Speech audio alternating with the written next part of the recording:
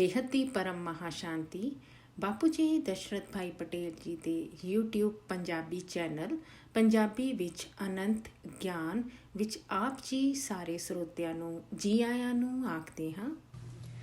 Life after death part 1 ਮਰਨ ਦੇ ਬਾਅਦ ਦੀ ਦੁਨੀਆ ਭਾਗ 1 ਪਰਮ ਸ਼ਾਂਤੀ। ਇਸ ਵੀਡੀਓ ਤੇ ਅਨੰਤ ਜੀ ਜੋ ਕਿ ਬਾਪੂ ਜੀ ਦੇ ਸਪੁੱਤਰ ਹਨ, ਬਾਪੂ ਜੀ ਨਾਲ ਮਰਨ ਦੇ ਬਾਅਦ ਦੀ ਦੁਨੀਆ ਯਾਨੀ ਲਾਈਫ ਆਫਟਰ ਡੈਥ ਦੇ ਬਾਰੇ ਤੇ ਗੱਲਬਾਤ ਕਰ ਰਹੇ ਹਨ, ਜਿਸ 'ਚ ਅਨੰਤ ਜੀ ਬਾਪੂ ਜੀ ਨੂੰ ਸਵਾਲ ਪੁੱਛ ਰਹੇ ਹਨ ਅਤੇ ਬਾਪੂ ਜੀ ਉਹਨਾਂ ਸਵਾਲਾਂ ਦੇ ਜਵਾਬ ਦੇ ਰਹੇ ਹਨ। ਅਨੰਤ ਪਰਮ ਸ਼ਾਂਤੀ ਬਾਪੂ ਜੀ ਅੱਜ ਅਸੀਂ ਮਰਨ ਦੇ ਬਾਅਦ ਦੀ ਦੁਨੀਆ ਯਾਨੀ ਲਾਈਫ ਆਫਟਰ ਡੈਥ ਦੇ ਬਾਰੇ ਤੇ ਗੱਲ ਕਰਾਂਗੇ। ਦੁਨੀਆ ਭਰ ਦੇ ਬਹੁਤ ਸਾਰੇ ਲੋਕਾਂ ਨੇ ਮਰਨ ਦੇ ਬਾਅਦ ਦੀ ਦੁਨੀਆ ਦੇ ਉੱਪਰ ਬਹੁਤ ਸਾਰੀਆਂ ਕਿਤਾਬਾਂ ਲਿਖੀਆਂ ਹੋਈਆਂ ਹਨ। ਤੁਸੀਂ ਵਿਕੀਪੀਡੀਆ, ਇਹ ਇੱਕ ਗਿਆਨ ਸੰਬੰਧੀ ਸੋਸ਼ਲ ਨੈਟਵਰਕ ਵੈਬਸਾਈਟ ਦਾ ਨਾਂ ਹੈ, ਤੇ ਲੱਭ ਸਕਦੇ ਹੋ ਕਿ ਲੋਕਾਂ ਨੇ ਕਿਤਾਬਾਂ, ਵੀਡੀਓਜ਼ ਅੰਤਹੀਨ ਲਿਖਿਆ ਹੈ ਇਸ ਵਿਸ਼ਾ ਦੇ ਬਾਰੇ ਤੇ, ਜਿਸ ਵਿੱਚੋਂ ਕੁਝ ਚੀਜ਼ਾਂ ਠੀਕ ਹਨ ਅਤੇ ਕੁਝ ਚੀਜ਼ਾਂ ਗਲਤ ਹਨ।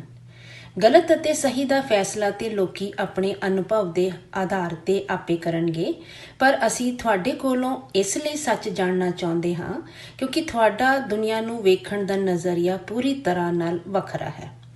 ਹੁਣ ਅਸੀਂ ਤੁਹਾਡੇ ਕੋਲੋਂ ਪਰਮ ਸੱਚ ਯਾਨੀ ਅਸਲੀਅਤ ਜਾਣਨਾ ਚਾਹੁੰਦੇ ਹਾਂ ਕਿਉਂਕਿ ਸਾਰਿਆਂ ਨੇ ਆਪਣੇ ਆਪਣੇ ਲੈਵਲ ਯਾਨੀ ਆਪਣੀ ਆਪਣੀ ਸੋਚ ਦੇ ਹਿਸਾਬ ਨਾਲ ਗੱਲ ਦੱਸੀ ਹੈ, ਪਰ ਅਸੀਂ ਪੂਰਨ ਸੱਚਾਈ ਜਾਂ ਅਸਲੀਅਤ ਆਪ ਜੀ ਤੋਂ ਜਾਣਨਾ ਚਾਹੁੰਦੇ ਹਾਂ ਕਿ ਅਸਲੀਅਤ 'ਚ ਕੀ ਹੁੰਦਾ ਹੈ, ਕਿਉਂ ਹੁੰਦਾ ਹੈ, ਮਰਨ ਦੇ ਬਾਅਦ ਕੀ ਦੁਨੀਆ ਹੈ, ਕਿਸ ਤਰ੍ਹਾਂ ਦੀ ਦੁਨੀਆ ਹੈ। ਹੁਣ ਮੈਂ ਥੋੜ੍ਹੇ ਜਿਹੇ ਸਵਾਲ ਲਿਖੇ ਹਨ ਜੋ ਮੈਂ ਆਪ ਜੀ ਨੂੰ ਪੁੱਛਾਂਗਾ।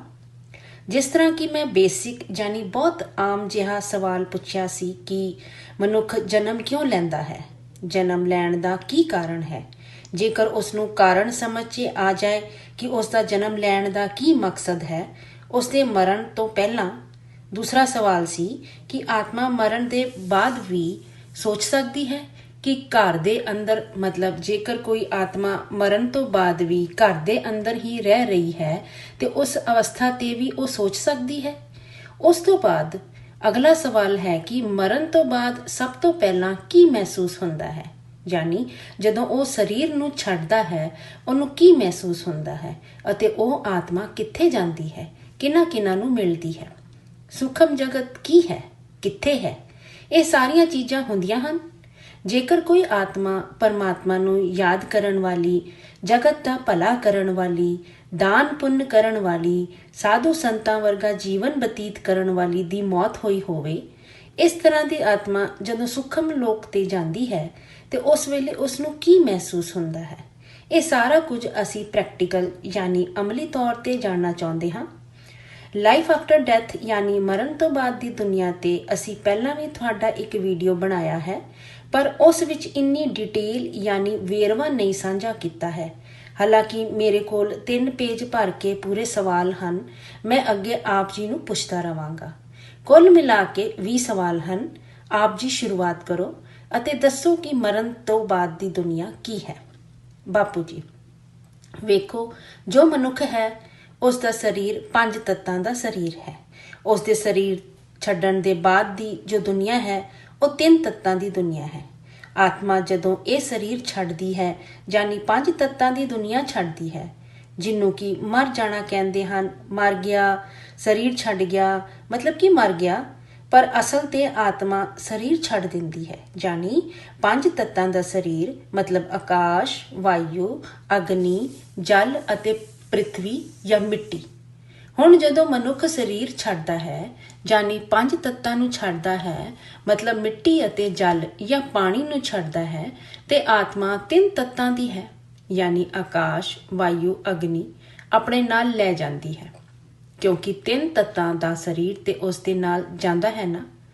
ਕਰਮਾਂ ਦੇ ਲੇਖੇ ਜੋਖੇ ਦੇ ਨਾਲ ਆਤਮਾ ਦੇ ਨਾਲ ਕਰਮਾਂ ਦਾ ਹਿਸਾਬ ਕਿਤਾਬ ਜਾਂਦਾ ਹੈ, ਕਿਉਂਕਿ ਆਤਮਾ ਤੇ ਅਜ਼ਰ ਅਮਰ ਯਾਨੀ ਕਦੇ ਵੀ ਨਾ ਮਰਨ ਵਾਲੀ ਅਬਨਾਸੀ ਹੈ, ਮਤਲਬ ਆਤਮਾ ਦਾ ਕਦੇ ਵੀ ਨਾਸ ਨਹੀਂ ਹੁੰਦਾ। ਪਰ ਜਦੋਂ ਉਹ ਮਨੁੱਖ ਜੋ 5 ਤੱਤਾਂ ਤੋਂ 2 ਤੱਤਾਂ ਦਾ ਸਰੀਰ ਛੱਡਦਾ ਹੈ ਯਾਨੀ ਮਿੱਟੀ ਤੇ ਜਲ, ਮਤਲਬ ਉਸ ਦਾ ਮਨ ਅਤੇ ਬੁੱਧ ਵਾਲਾ ਸਰੀਰ ਛੱਡਦਾ ਹੈ, ਪਰ ਉਸ ਦਾ ਸੂਖਮ ਸਰੀਰ ਆਤਮਾ ਦੇ ਨਾਲ ਬਾਹਰ ਨਿਕਲ ਜਾਂਦਾ ਹੈ। ਅਨੰਤ ਮਤਲਬ ਆਕਾਸ਼, ਵਾਯੂ ਅਤੇ ਅਗਨੀ। ਬਾਪੂ ਜੀ, ਇਸ ਸੂਖਮ ਸਰੀਰ ਨੂੰ ਅੰਤਵਾਹਕ ਸਰੀਰ ਵੀ ਕਹਿੰਦੇ ਹਨ, ਸੂਖਮ ਸਰੀਰ ਵੀ ਕਹਿੰਦੇ ਹਨ। ਵੱਖ-ਵੱਖ ਨਾਂ ਹਨ। ਪੂਰੀ ਪ੍ਰੋਸੀਜਰ ਯਾਨੀ ਪ੍ਰਕਿਰਿਆ ਮੈਂ ਹੌਲੀ-ਹੌਲੀ ਤੁਹਾਨੂੰ ਦੱਸਾਂਗਾ, ਕਿਉਂਕਿ ਇਹ ਬਹੁਤ ਲੰਬੀ ਪ੍ਰਕਿਰਿਆ ਯਾਨੀ ਪ੍ਰੋਸੀਜਰ ਹੈ। ਆਤਮਾ ਦੇ ਨਾਲ ਕੀ ਜਾਂਦਾ ਹੈ, ਪਹਿਲਾਂ ਤੁਸੀਂ ਇਹ ਸਮਝੋ। ਆਤਮਾ ਦੇ ਨਾਲ ਉਸ ਦੇ ਕਰਮ ਬੰਨਣ ਯਾਨੀ ਕਰਮਾਂ ਦਾ ਹਿਸਾਬ ਕਿਤਾਬ ਜਾਂਦਾ ਹੈ। ਆਪਣੀ ਪੂਰੀ ਜ਼ਿੰਦਗੀ ਤੇ ਉਹਨੇ ਜੋ ਵੀ ਕਰਮ ਕੀਤੇ ਹਨ, ਪਾਪ ਹਨ ਜਾਂ ਪੁੰਨ ਦਾ ਹਿਸਾਬ ਕਿਤਾਬ ਹੈ, ਉਹ ਸਭ ਉਸ ਦੀ ਆਤਮਾ ਦੀ ਰਿਕਾਰਡਿੰਗਸ ਯਾਨੀ ਆਤਮਾ ਦੇ ਜਮ੍ਹਾਂ ਖਾਤੇ ਤੇ ਹੁੰਦਾ ਹੈ। ਤੇ ਉਸ ਦੇ ਕਰਮਾਂ ਦੇ ਹਿਸਾਬ ਦੇ ਕਰਕੇ ਯਾਨੀ ਜਿਸ ਤਰ੍ਹਾਂ ਦੇ ਉਸ ਦੇ ਕਰਮ ਹੁੰਦੇ ਹਨ, ਉਸੇ ਤਰ੍ਹਾਂ ਦਾ ਉਸ ਦਾ ਸੂਖਮ ਸਰੀਰ ਹੁੰਦਾ ਹੈ। ਅੰਤਵਾਹਕ ਸਰੀਰ ਯਾਨੀ ਸੂਖਮ ਸਰੀਰ ਯਾਨੀ 3 ਤੱਤਾਂ ਦਾ ਸਰੀਰ, ਜੋ 5 ਤੱਤਾਂ ਦੇ ਸਥੂਲ ਸਰੀਰ ਤੋਂ ਬਾਹਰ ਨਿਕਲ ਜਾਂਦਾ ਹੈ। ਤੇ ਹੁਣ ਸਥੂਲ ਸਰੀਰ ਯਾਨੀ ਪੁਤਲੇ ਦੇ ਸਰੀਰ ਤੇ ਕੀ ਬਚੇਗਾ? ਪਾਣੀ ਅਤੇ ਮਿੱਟੀ। ਇਹ 2 ਤੱਤ ਹੀ ਰਹਿ ਜਾਣਗੇ।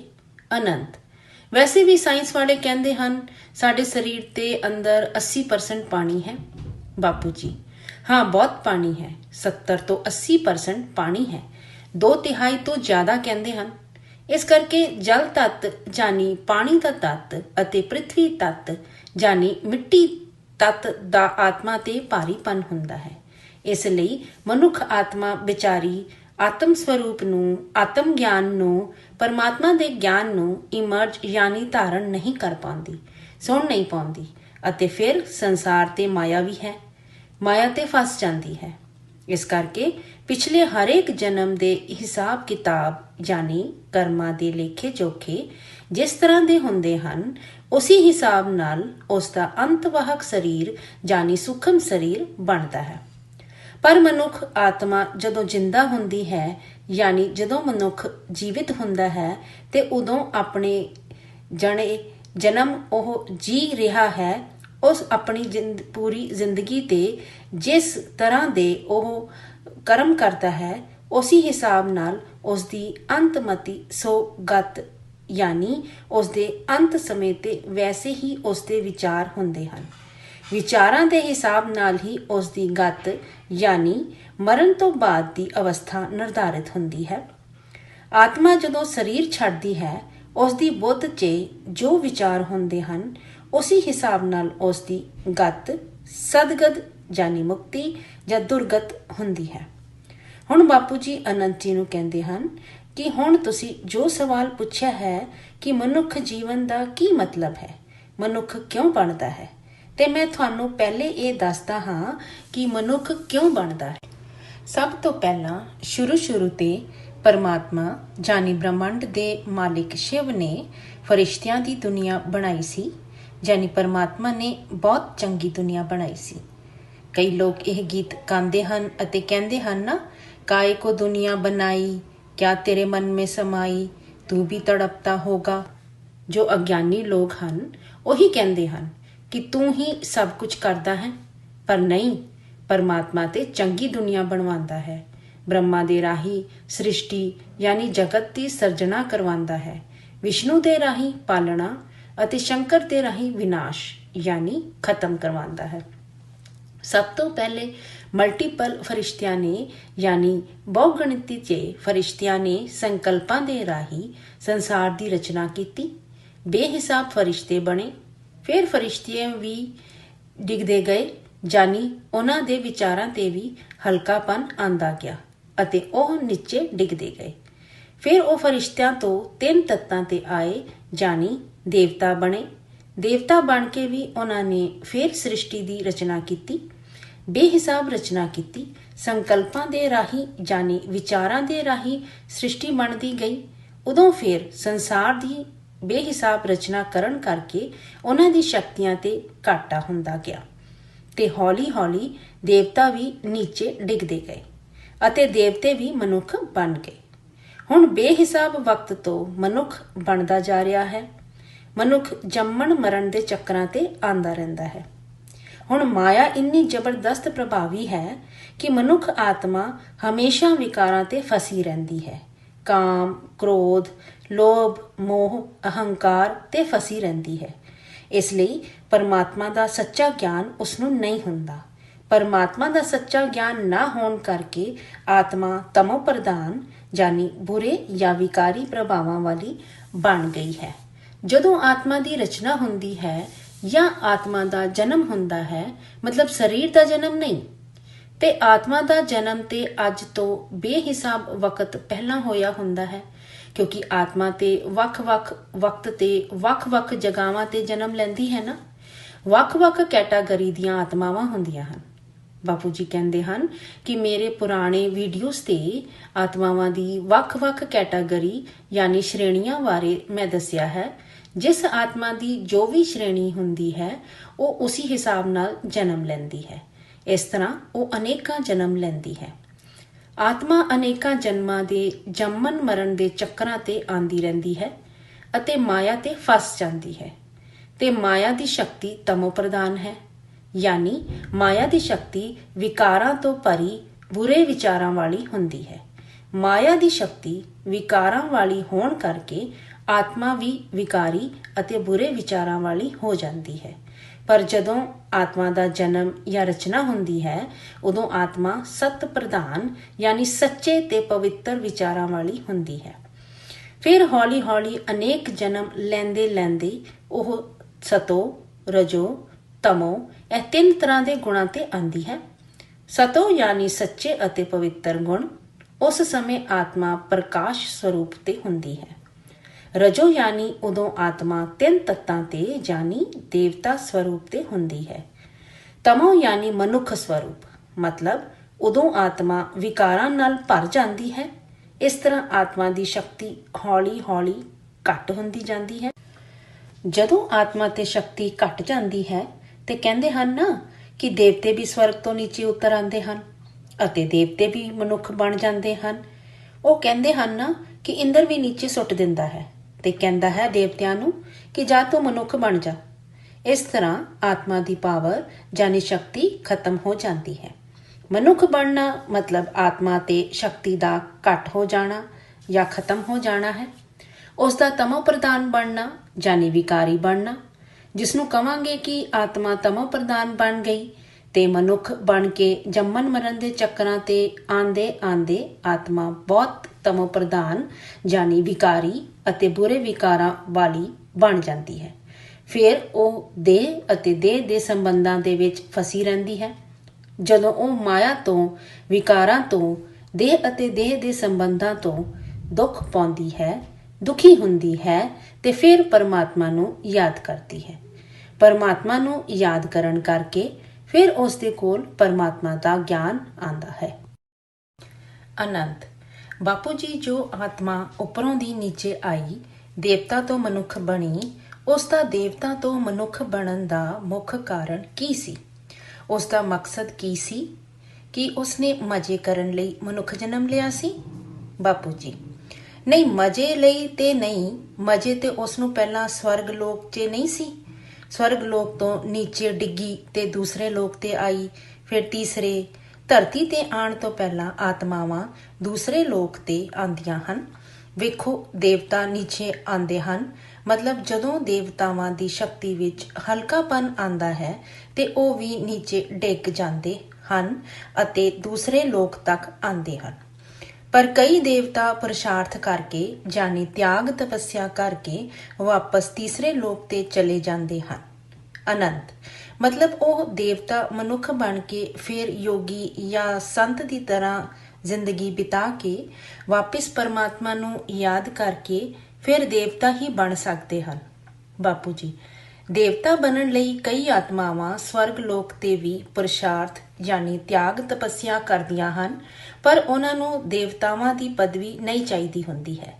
ਉਹ ਉਸ ਨੂੰ ਉੱਪਰ ਜਾਣਾ ਚਾਹੁੰਦੇ ਹਨ, ਤੀਸਰੇ ਲੋਕ ਤੋਂ ਵੀ ਉੱਪਰ ਜਾਣਾ ਚਾਹੁੰਦੇ ਹਨ, ਕਿਉਂਕਿ ਉਹਨਾਂ ਨੂੰ ਪਤਾ ਹੁੰਦਾ ਹੈ ਕਿ ਦੇਵਤਾ ਵੀ ਮਾਇਆ ਤੇ ਫਸੇ ਹੁੰਦੇ ਹਨ।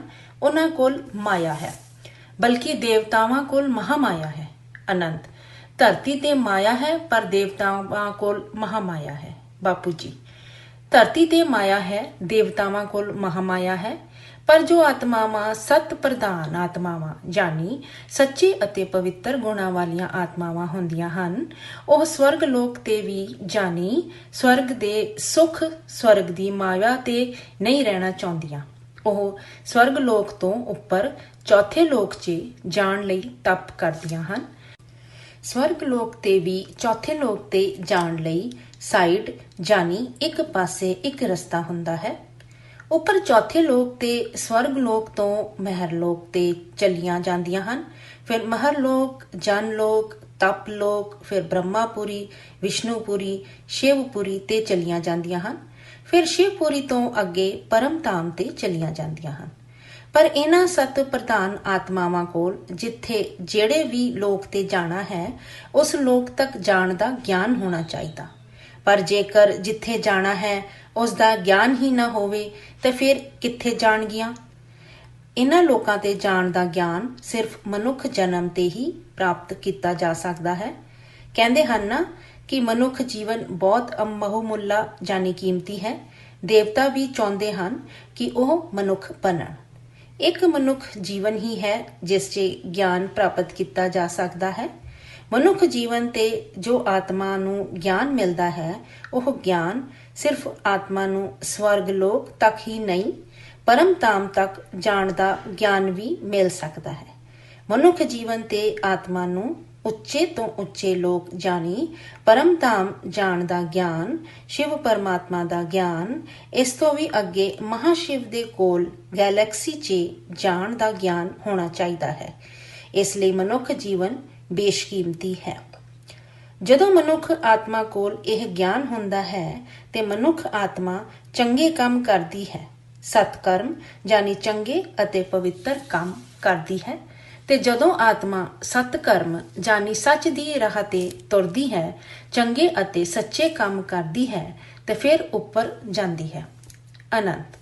ਚਲੋ ਬਾਪੂ ਜੀ, ਹੁਣ ਅਸੀਂ ਬਹੁਤ ਆਮ ਸਵਾਲ ਤੋਂ ਅੱਗੇ ਵੱਧਦੇ ਹਾਂ ਕਿ ਆਤਮ ਹੱਤਿਆ ਕਰਨ ਵਾਲੇ ਖੂਨੀ, ਬਲਾਤਕਾਰੀ, ਜੋ ਮਹਾਪਾਪ ਕਰਨ ਵਾਲੇ ਹਨ, ਜੋ ਮੈਟੀਰੀਅਲ ਜਾਨੀ ਭੌਤਿਕ ਜਗਤ ਦੇ ਪਦਾਰਥਾਂ ਨਾਲ ਜੁੜੇ ਹਨ, ਜੋ ਸੰਸਾਰ 'ਚ ਲਾਲਚੀ ਲੋਕ ਜਾਂ ਆਤਮਾਵਾਂ ਹਨ, ਉਹਨਾਂ ਦਾ ਕੀ ਹਾਲ ਹੁੰਦਾ ਹੈ?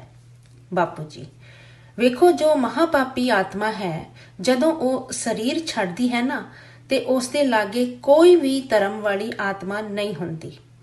ਜਿਸ ਤਰ੍ਹਾਂ ਤੇ ਪਹਿਲਾਂ ਕਹਿੰਦੇ ਸੀ ਕਿ ਮਰਨ ਤੋਂ ਬਾਅਦ ਧਰਮਰਾਜ ਆ ਕੇ ਲੈ ਜਾਂਦਾ ਹੈ ਜਾਂ ਉਸ ਦੇ ਦੂਤ ਜਾਨੀ ਜਮਦੂਤ ਆ ਕੇ ਲੈ ਜਾਂਦੇ ਸੀ, ਪਰ ਹੁਣ ਇਸ ਤਰ੍ਹਾਂ ਦਾ ਪ੍ਰਬੰਧ ਖਤਮ ਹੋ ਗਿਆ ਹੈ। ਪਹਿਲਾਂ ਇਹ ਪ੍ਰਬੰਧ ਸੀ। ਜਮਰਾਜ ਪਹਿਲਾਂ ਆਪਣੇ ਦੂਤ ਭੇਜ ਕੇ ਉਹਨੂੰ ਲੈ ਜਾਂਦਾ ਸੀ। ਜਮਦੂਤ ਤੋਂ ਬਾਅਦ ਉਹ ਆਤਮਾ ਚਿਤਰਗੁਪਤ ਕੋਲ ਪਹੁੰਚਦੀ ਸੀ ਤੇ ਫਿਰ ਚਿਤਰਗੁਪਤ ਉਸ ਦਾ ਖਾਤਾ ਖੋਲਦਾ ਸੀ ਤੇ ਉਸ ਦੇ ਪਾਪ ਪੁੰਨ ਦਾ ਹਿਸਾਬ ਦੱਸਦਾ ਸੀ। ਪਰ ਹੁਣ ਉਹ ਵਾਲਾ ਸਿਸਟਮ ਯਾਨੀ ਤਰੀਕਾ ਹੁਣ ਪੁਰਾਣਾ ਹੋ ਗਿਆ ਹੈ। ਹੁਣ ਤੇ ਆਟੋਮੈਟਿਕ ਸੁਪਰ ਕੰਪਿਊਟਰ ਯਾਨੀ ਹੁਣ ਸਭ ਹਿਸਾਬ ਉੱਤੇ ਵੀ ਕੰਪਿਊਟਰ ਦੇ ਰਾਹੀਂ ਹੁੰਦਾ ਹੈ ਅਤੇ ਆਤਮਾ ਤੇ ਵੀ ਰਿਕਾਰਡਿੰਗ ਯਾਨੀ ਕਰਮਾਂ ਦੇ ਹਿਸਾਬ ਕਿਤਾਬ ਦਾ ਜਮਾ ਖਾਤਾ ਹੁੰਦਾ ਹੈ। ਪਰ ਹੁਣ ਅੱਜ-ਕੱਲ ਕੀ ਹੋ ਗਿਆ ਹੈ ਕਿ ਜਿਸ ਵੀ ਧਰਮ ਨੂੰ ਮੰਨਣ ਵਾਲੀ ਆਤਮਾ ਯਾਨੀ ਜੋ ਵੀ ਧਰਮ ਉਹ ਆਤਮਾ ਮੰਨਦੀ ਹੈ, ਉਸੇ ਧਰਮ ਦੀਆਂ ਆਤਮਾਵਾਂ ਉਸ ਨੂੰ ਸੂਖਮ ਜਗਤ ਤੇ ਲੈ ਜਾਂਦੀਆਂ ਹਨ, ਕਿਉਂਕਿ ਸੂਖਮ ਜਗਤ ਤੇ ਵੀ ਉਸੇ ਧਰਮ ਦੀਆਂ ਆਤਮਾਵਾਂ ਧਰਮਾਤਮਾਵਾਂ ਹੁੰਦੀਆਂ ਹਨ ਤੇ ਇਸ ਕਰਕੇ ਉਹ ਉਹਨੂੰ ਆ ਕੇ ਸੂਖਮ ਜਗਤ ਤੇ ਲੈ ਜਾਣਗੀਆਂ। ਪਰ ਜੋ ਮਹਾਪਾਪੀ ਆਤਮਾ ਹੈ, ਕਿਉਂਕਿ ਉਹ ਮਹਾਪਾਪੀ ਹੈ, ਇਸ ਕਰਕੇ ਉਸ ਦੇ ਨੇੜੇ ਕੋਈ ਵੀ ਕਿਸੇ ਵੀ ਧਰਮ ਦੀ ਆਤਮਾ ਨਹੀਂ ਹੁੰਦੀ ਹੈ। ਇਸ ਕਰਕੇ ਕੋਈ ਵੀ ਧਰਮ ਵਾਲੀ ਆਤਮਾ ਉਸ ਨੂੰ ਉੱਤੇ ਨਹੀਂ ਲੈ ਕੇ ਜਾਏਗੀ। ਅਨੰਤ। ਨਾਸਤਿਕ ਜਾਨੀ ਪਰਮਾਤਮਾ ਨੂੰ ਨਾ ਮੰਨਣ ਵਾਲੀ ਆਤਮਾ ਦਾ ਕੀ ਹੁੰਦਾ ਹੈ? ਬਾਪੂ ਜੀ, ਉਹੀ ਜੋ ਮਹਾਪਾਪੀ ਆਤਮਾ ਦਾ ਹਾਲ ਹੁੰਦਾ ਹੈ। ਨਾਸਤਿਕ ਆਤਮਾ ਨੂੰ ਮਹਾਪਾਪੀ ਕੈਟਾਗਰੀ ਯਾਨੀ ਸ਼੍ਰੇਣੀ ਦੀ ਆਤਮਾਵਾਂ ਘੇਰ ਲੈਂਦੀਆਂ ਹਨ। ਜਿਸ ਤਰ੍ਹਾਂ ਹੀ ਨਾਸਤਿਕ ਜਾਂ ਪਰਮਾਤਮਾ ਨੂੰ ਨਾ ਮੰਨਣ ਵਾਲੀ ਆਤਮਾ ਸਰੀਰ ਛੱਡਦੀ ਹੈ, ਕਿਉਂਕਿ ਉਸ ਦੇ ਸਰੀਰ ਛੱਡਣ ਤੋਂ ਪਹਿਲਾਂ ਹੀ ਕਈ ਮਹਾਪਾਪੀ ਆਤਮਾਵਾਂ ਨੂੰ ਇਹ ਪਤਾ ਲੱਗ ਜਾਂਦਾ ਹੈ ਕਿ ਇਹ ਸਰੀਰ ਛੱਡਣ ਵਾਲੀ ਹੈ ਤੇ ਮਹਾਪਾਪੀ ਆਤਮਾਵਾਂ ਉਸ ਦੇ ਲਾਗੇ ਮੰਡਰਾਉਂਦੀਆਂ ਹਨ। ਤੇ ਉਸ ਦੇ ਸਰੀਰ ਛੱਡਦੇ ਹੀ ਉਹ ਉਸ ਨੂੰ ਆਪਣੇ ਗਰੁੱਪ ਯਾਨੀ ਆਪਣੇ ਇਕੱਠ ਤੇ ਸ਼ਾਮਲ ਕਰ ਲੈਂਦੀਆਂ ਹਨ। ਮਹਾਪਾਪੀ ਆਤਮਾਵਾਂ ਤੇ ਧਰਤੀ ਦੇ ਨੇੜੇ ਹੀ ਰਹਿੰਦੀਆਂ ਹਨ, ਕਿਉਂਕਿ ਇਸ ਤੋਂ ਉੱਪਰ ਤੇ ਉਹ ਜਾ ਨਹੀਂ ਸਕਦੀਆਂ। ਅਨੰਤ, ਆਪ ਜੀ ਨੇ 200 ਕਿਲੋਮੀਟਰ ਤੱਕ ਦੀ ਰੇਂਜ ਯਾਨੀ ਸੀਮਾ ਦੱਸੀ ਸੀ। ਕ੍ਰੋਸ ਯਾਨੀ ਉਸ ਸੀਮਾ ਨੂੰ ਉਹ ਲੰਘ ਨਹੀਂ ਸਕਦੀਆਂ। ਬਾਪੂ ਜੀ, 200 ਕਿਲੋਮੀਟਰ ਤੇ ਇਹ ਆਤਮਾਵਾਂ ਨਹੀਂ ਜਾਂਦੀਆਂ। ਮਹਾਪਾਪੀ ਆਤਮਾਵਾਂ ਤੇ ਤੁਸੀਂ ਸਮਝੋ ਕਿ 20 ਕਿਲੋਮੀਟਰ ਤੱਕ ਉੱਪਰ ਨਹੀਂ ਜਾ ਸਕਦੀਆਂ, ਕਿਉਂਕਿ ਇੱਕ ਨਿਯਮ ਹੁੰਦਾ ਹੈ। ਕਿਉਂ ਨਹੀਂ ਜਾ ਸਕਦੀਆਂ? ਇਸ ਦਾ ਕਾਰਨ ਇਹ ਹੈ ਕਿ ਕੋਈ ਵੀ ਆਤਮਾ ਕਿੰਨਾ ਉੱਤੇ ਜਾ ਸਕਦੀ ਹੈ, ਇਸ ਦਾ ਇੱਕ ਬੇਸਿਕ ਯਾਨੀ ਮੂਲ ਪ੍ਰਿੰਸੀਪਲ ਯਾਨੀ ਨਿਯਮ ਹੈ। ਆਤਮਾ ਤੇ ਜਿੰਨੀ ਸ਼ਕਤੀ ਹੁੰਦੀ ਹੈ ਉਹ ਉਨੀ ਹੀ ਉੱਪਰ ਜਾ ਸਕਦੀ ਹੈ। ਕੋਈ 10 ਕਿਲੋਮੀਟਰ ਤੱਕ ਜਾ ਸਕਦੀ ਹੈ, ਕੋਈ 50 ਕਿਲੋਮੀਟਰ, ਕੋਈ 100 ਕਿਲੋਮੀਟਰ, ਕੋਈ 200 ਕਿਲੋਮੀਟਰ, ਕੋਈ 500 ਕਿਲੋਮੀਟਰ, ਕੋਈ 1000 ਕਿਲੋਮੀਟਰ। ਤੇ ਇਸ ਦਾ ਮੂਲ ਨਿਯਮ ਕੀ ਹੈ? ਆਤਮਾ ਤੇ ਸ਼ਕਤੀ ਕਿੱਥੋਂ ਆਉਂਦੀ ਹੈ? ਜੋ ਸੂਖਮ ਸਰੀਰ ਹਨ, ਯਾਨੀ ਆਤਮਾ ਦਾ ਸਰੀਰ 3 ਤੱਤਾਂ ਦਾ ਹੁੰਦਾ ਹੈ, ਯਾਨੀ ਆਕਾਸ਼, ਵਾਯੂ ਅਤੇ ਅਗਨ। ਅਤੇ ਜੋ ਮਹਾਪਾਪੀ ਆਤਮਾਵਾਂ ਹੁੰਦੀਆਂ ਹਨ, ਉਹਨਾਂ ਦਾ ਵਾਯੂ ਤੱਤ ਭਾਰੀ ਹੁੰਦਾ ਹੈ, ਤੇ ਜਿਨ੍ਹਾਂ ਦਾ ਵਾਯੂ ਤੱਤ ਭਾਰੀ ਹੁੰਦਾ ਹੈ ਉਹ ਧਰਤੀ ਦੀ ਗ੍ਰੈਵਿਟੀ ਯਾਨੀ ਗੁਰਤਵਾਕਰਸ਼ਣ ਸ਼ਕਤੀ ਨੂੰ ਅਟਰੈਕਟ ਯਾਨੀ ਆਕਰਸ਼ਿਤ ਕਰਦਾ ਹੈ। ਇਸ ਲਈ ਉਹ ਉੱਪਰ ਨਹੀਂ ਜਾ ਸਕਦੀਆਂ। 10 ਕਿਲੋਮੀਟਰ ਤੱਕ ਨਹੀਂ ਜਾ ਸਕਦੀਆਂ। ਬਾਪੂ ਜੀ ਕਹਿੰਦੇ ਹਨ ਕਿ ਮੈਂ ਤੇ ਕਹਿੰਦਾ ਹਾਂ ਕਿ 1 ਕਿਲੋਮੀਟਰ ਤੱਕ ਵੀ ਨਹੀਂ ਜਾ ਸਕਦੀਆਂ। ਐਸੀ ਮਹਾਪਾਪੀ ਆਤਮਾਵਾਂ 1 ਕਿਲੋਮੀਟਰ ਤੱਕ ਵੀ ਨਹੀਂ ਜਾ ਸਕਦੀਆਂ। ਪਰ ਉਹਨਾਂ ਦੇ ਸੂਖਮ ਸਰੀਰ ਤੇ ਜੋ ਵਾਯੂ ਦਾ ਸਰੀਰ ਹੈ, ਉਹ ਵਾਯੂ ਤੱਤ ਵਿਚਾਰ ਵਾਯੂ ਦਾ ਤੱਤ ਹੈ। ਮਤਲਬ ਵਿਚਾਰ ਇੰਨੇ ਭਾਰੀ ਹੋ ਜਾਂਦੇ ਹਨ ਕਿ ਉਸ ਦੀ ਵਜ੍ਹਾ ਤੋਂ ਉਸ ਦਾ ਸੂਖਮ ਸਰੀਰ ਤੁਰ ਹੀ ਨਹੀਂ ਸਕਦਾ। ਜਦੋਂ ਕੋਈ ਵੀ ਆਤਮਾ ਦਾ ਵਿਚਾਰ ਤਮੋ ਪ੍ਰਧਾਨ ਯਾਨੀ ਬੁਰਾ ਜਾਂ ਹਲਕੇ ਵਿਚਾਰਾਂ ਵਾਲਾ ਹੁੰਦਾ ਹੈ, ਤੇ ਉਸ ਦਾ ਵਾਯੂ ਤੱਤ ਦਾ ਸਰੀਰ ਵਾਯੂ ਅਤੇ ਅਗਨ ਦੋਨਾਂ ਦਾ ਕੰਬੀਨੇਸ਼ਨ ਯਾਨੀ ਦੋਨਾਂ ਤੱਤਾਂ ਦੇ ਸੁਮੇਲ ਦਾ ਹੁੰਦਾ ਹੈ। ਤੇ ਇਹ ਦੋਨੋਂ ਤੱਤ ਜਿਸ ਤਰ੍ਹਾਂ ਦੇ ਗੁਣਾਂ ਦੇ ਹੁੰਦੇ ਹਨ, ਆਕਾਸ਼ ਤੱਤ ਵੀ ਇਹਨਾਂ ਦੀ ਤਰ੍ਹਾਂ ਦਾ ਹੀ ਹੋ ਜਾਂਦਾ ਹੈ, ਕਿਉਂਕਿ ਆਕਾਸ਼ ਤੱਤ ਵੀ ਇਹਨਾਂ ਦੋਨਾਂ ਦੇ ਗੁਣਾਂ ਦੀ ਪਾਲਣਾ ਕਰਦਾ ਹੈ। ਤੇ ਇਸ ਤਰ੍ਹਾਂ ਇਹ ਤਿੰਨੋਂ ਤੱਤ ਭਾਰੀ ਹੋ ਜਾਂਦੇ ਹਨ ਅਤੇ ਤਿੰਨੋਂ ਤੱਤਾਂ ਦਾ ਸਰੀਰ ਬਹੁਤ ਭਾਰੀ ਹੋ ਜਾਂਦਾ ਹੈ। ਅਨੰਤ, ਤੇ ਬਾਪੂ ਜੀ, ਜਿਸ ਤਰ੍ਹਾਂ ਬਹੁਤ ਮੋਟਾ ਬੰਦਾ 500 ਕਿਲੋ ਦਾ ਬੰਦਾ ਤੁਰ ਨਹੀਂ ਸਕਦਾ ਹੈ, ਉਸੇ ਤਰ੍ਹਾਂ ਉਹ ਆਤਮਾਵਾਂ ਦੇ ਅੰਦਰ ਵਿਚਾਰ ਇੰਨੇ ਨੈਗੇਟਿਵ ਯਾਨੀ ਨਕਾਰਾਤਮਕ ਆ ਜਾਂਦੇ ਹਨ ਕਿ ਉਸ ਦਾ ਸੂਖਮ ਸਰੀਰ ਭਾਰੀ ਹੋ ਜਾਂਦਾ ਹੈ ਅਤੇ ਉਹ ਵੀ ਅੱਗੇ ਟਰੈਵਲ ਯਾਨੀ ਯਾਤਰਾ ਨਹੀਂ ਕਰ ਸਕਦਾ। ਬਾਪੂ ਜੀ, ਜ਼ਿਆਦਾ ਸਪੀਡ ਮਤਲਬ ਗਤ ਨਹੀਂ ਹੋਏਗੀ। ਜਿਸ ਤਰ੍ਹਾਂ ਮਨੁੱਖ ਸਰੀਰ ਭਾਰੀ ਹੁੰਦਾ ਹੈ ਤੇ ਜ਼ਿਆਦਾ ਤੇਜ਼ੀ ਨਾਲ ਨਹੀਂ ਤੁਰ ਸਕਦਾ ਹੈ, ਉਸੇ ਤਰ੍ਹਾਂ ਸੂਖਮ ਸਰੀਰ ਭਾਰੀ ਹੋਣ ਕਰਕੇ ਉਹ ਆਤਮਾ ਘਰ ਤੋਂ ਮੰਦਰ, ਮੰਦਰ ਤੋਂ ਘਰ, ਇਸ ਦੇ ਲਾਗੇ ਲਾਗੇ ਹੀ ਘੁੰਮਦੀ ਰਹਿੰਦੀ ਹੈ। ਇਸ ਤੋਂ ਉੱਪਰ 1 ਕਿਲੋਮੀਟਰ ਤੱਕ ਵੀ ਨਹੀਂ ਜਾ ਸਕਦੀ।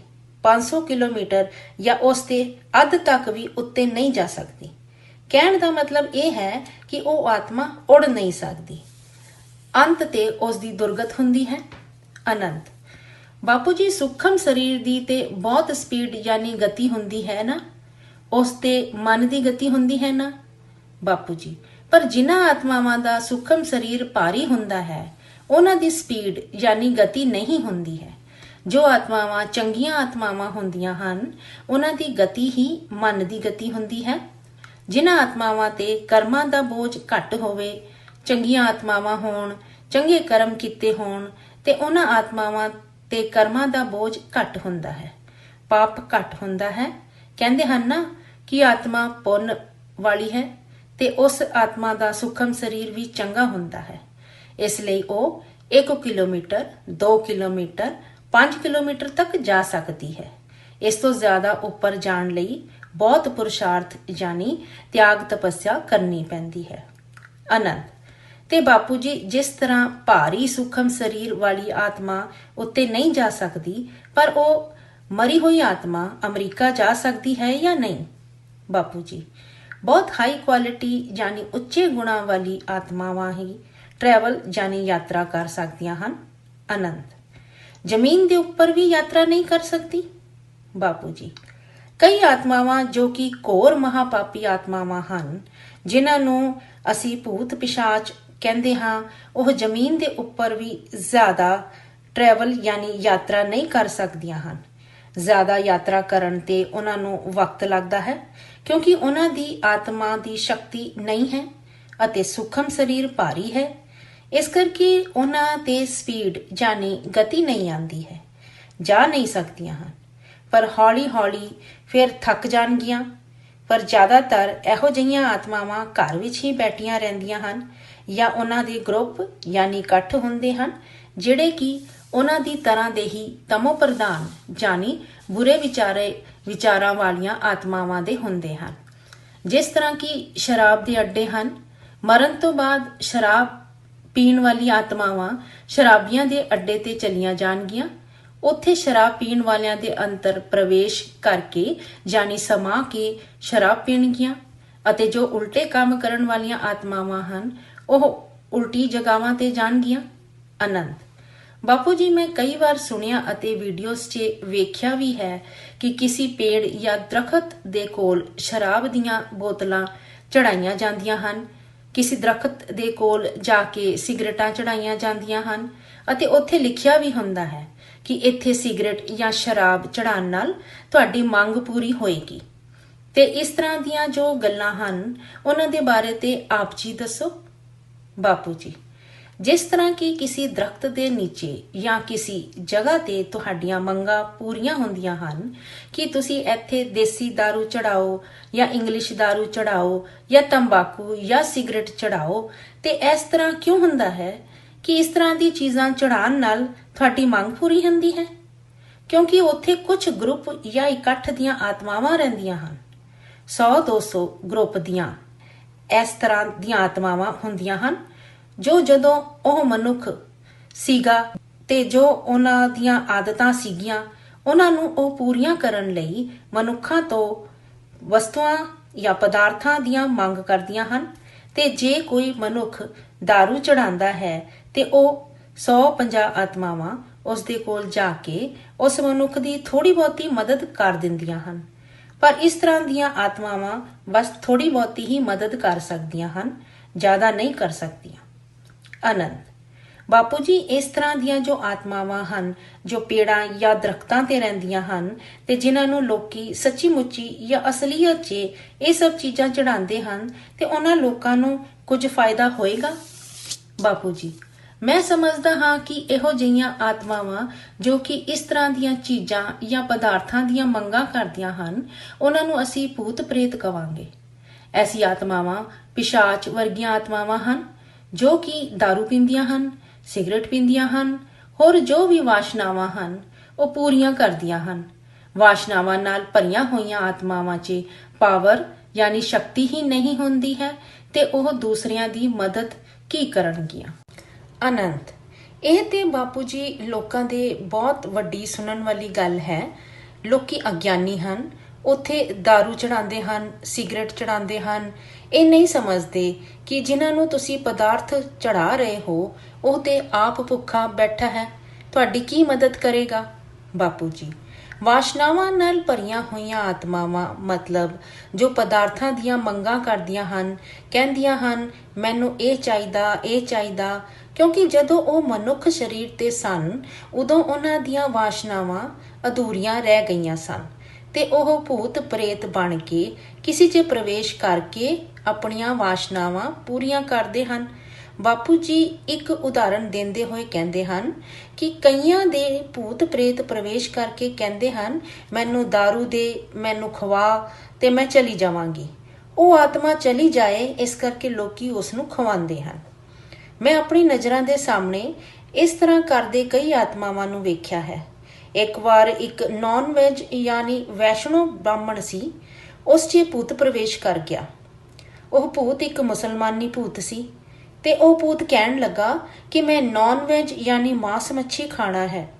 ਤੇ ਉਹ ਬਾਹਮਣ ਸੀ, ਪਰ ਹੁਣ ਘਰ ਵਾਲੇ ਕੀ ਕਰਨਗੇ? ਭੂਤ ਨੂੰ ਕੱਢਣ ਵਾਲਾ ਜਿਹੜਾ ਸੀ ਉਸਨੇ ਕਿਹਾ ਕਿ ਜਦੋਂ ਤੱਕ ਤੁਸੀਂ ਇਸ ਨੂੰ ਮਾंस ਖਵਾਓਗੇ ਨਹੀਂ ਉਦੋਂ ਤੱਕ ਇਹ ਜਾਏਗਾ ਹੀ ਨਹੀਂ। ਤੇ ਫਿਰ ਉਸ ਬਾਹਮਣ ਨੂੰ ਬੜੀ ਮੁਸ਼ਕਲ ਨਾਲ ਨੌਨ ਵੈਜ ਖਵਾਉਣਾ ਪਿਆ ਤੇ ਉਹ ਇੰਨਾ ਨੌਨ ਵੈਜ ਖਾ ਗਿਆ, ਉਹ ਪਤਲਾ ਜਿਹਾ ਸੀ, ਆਪਣੇ ਵਜਨ ਜਿੰਨਾ ਖਾ ਗਿਆ। ਅੱਗੇ ਬਾਪੂ ਜੀ ਦੱਸਦੇ ਹਨ ਕਿ ਮੈਨੂੰ ਛੋਟੇ ਹੁੰਦਿਆਂ ਤੋਂ ਹੀ ਬਹੁਤ ਸ਼ੌਕ ਸੀ ਭੂਤ ਪ੍ਰੇਤ ਵੇਖਣ ਦਾ। ਪਿੰਡ 'ਚ ਜਿੱਥੇ ਭੂਤ ਪ੍ਰੇਤ ਕੱਢਦੇ ਹਨ ਜਾਂ ਉਹਨਾਂ ਨੂੰ ਬੁਲਾਉਂਦੇ ਹਨ ਉੱਥੇ ਚਲਾ ਜਾਂਦਾ ਸੀ। ਗੁਜਰਾਤ 'ਚ ਉਹਨਾਂ ਨੂੰ ਡਾਕਲੇ ਵਸਦੇ ਹਨ ਕਹਿੰਦੇ ਹਨ। ਉੱਥੇ ਭੂਤਾਂ ਨੂੰ ਪ੍ਰਵੇਸ਼ ਕਰਾ ਕੇ ਉਹਨਾਂ ਕੋਲੋਂ ਪੁੱਛਦੇ ਸਨ, ਪਰ ਭੂਤ ਪ੍ਰੇਤ ਵੀ ਝੂਠੇ ਹੁੰਦੇ ਹਨ, ਬਹੁਤ ਝੂਠ ਬੋਲਦੇ ਹਨ।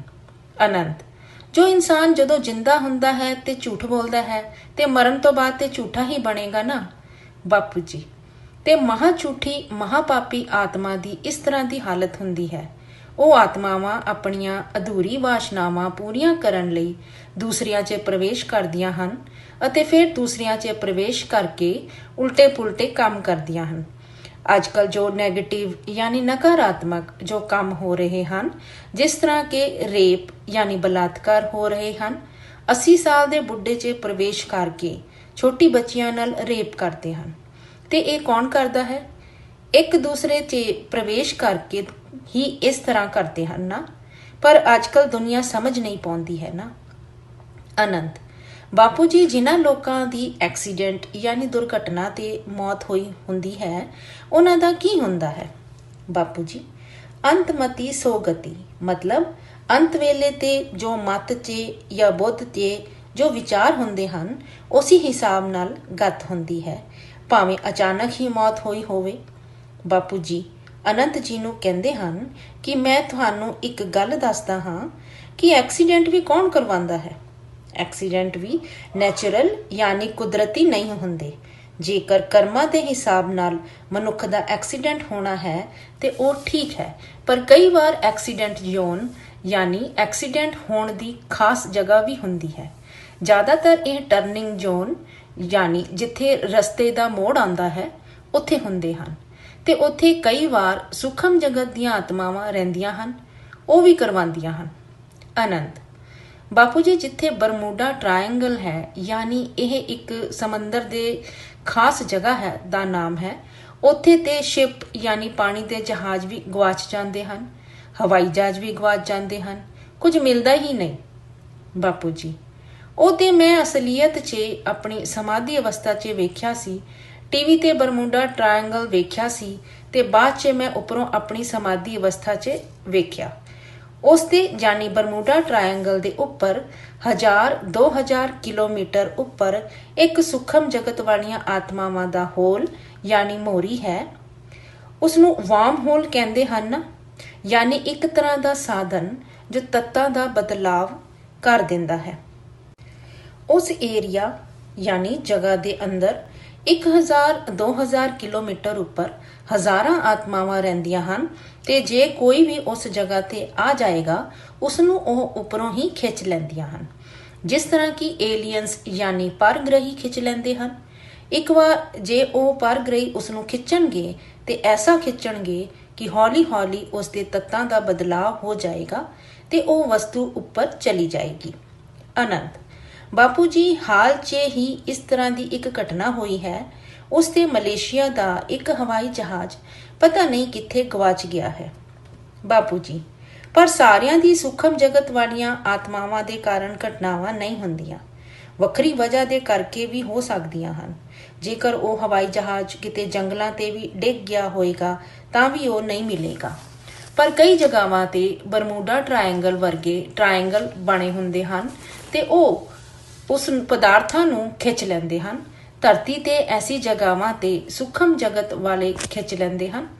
ਸੂਖਮ ਜਗਤ ਤੇ ਜੋ ਪਰਗ੍ਰਹੀ ਬੈਠੇ ਹਨ ਉਹ ਖਿੱਚ ਲੈਂਦੇ ਹਨ।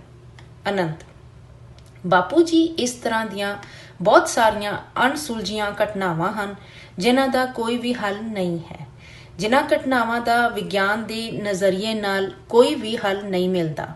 ਉੱਥੇ ਲੋਕੀ ਅੰਦਾਜ਼ਾ ਲਗਾਉਂਦੇ ਹਨ ਕਿ ਇਸ ਤਰ੍ਹਾਂ ਘਟਨਾ ਹੋਈ ਹੋਏਗੀ, ਜਾਂ ਫਿਰ ਲੋਕੀ ਅਧਿਆਤਮ ਜਾਂ ਭੂਤਾਂ ਦੀ ਦੁਨੀਆ ਦਾ ਹੋਰ ਕੋਈ ਇਸ ਤਰ੍ਹਾਂ ਦੀਆਂ ਚੀਜ਼ਾਂ ਅੱਗੇ ਲੈ ਕੇ ਆਉਂਦੇ ਹਨ। ਕੁਝ ਲੋਕੀ ਆਪਣੀ ਬੁੱਧ ਲਗਾਉਂਦੇ ਹਨ, ਪਰ ਇਹਨਾਂ ਸਾਰੀਆਂ ਚੀਜ਼ਾਂ ਨਾਲ ਜਦੋਂ ਕੋਈ ਹੱਲ ਨਹੀਂ ਮਿਲਦਾ ਉਦੋਂ ਸ਼ਾਸਤਰਾਂ ਤੇ ਲੱਭਣ ਲੱਗ ਜਾਂਦੇ ਹਨ ਫਿਰ ਅੱਗੇ ਕੋਈ ਹੋਰ ਵੀ ਜਵਾਬ ਲੱਭਣ ਲੱਗ ਜਾਂਦੇ ਹਨ। ਤੇ ਗੱਲ ਇਹ ਹੈ ਕਿ ਜੋ ਲੋਕੀ ਆਪਣੀ ਜ਼ਿੰਦਗੀ ਤੇ ਚੰਗਾ ਕੰਮ ਕਰਦੇ ਹਨ, ਦੇਸ਼ ਦੇ ਲਈ ਬਲੀਦਾਨ ਕਰਦੇ ਹਨ, ਦੇਸ਼ ਦੀ ਸੇਵਾ ਕਰਦੇ ਹਨ ਜਾਂ ਲੜਾਈ 'ਚ ਜਿਨ੍ਹਾਂ ਦੀ ਮੌਤ ਹੁੰਦੀ ਹੈ, ਉਹਨਾਂ ਆਤਮਾਵਾਂ ਦਾ ਕੀ ਹੁੰਦਾ ਹੈ? ਆਪ ਜੀ ਦੱਸੋ।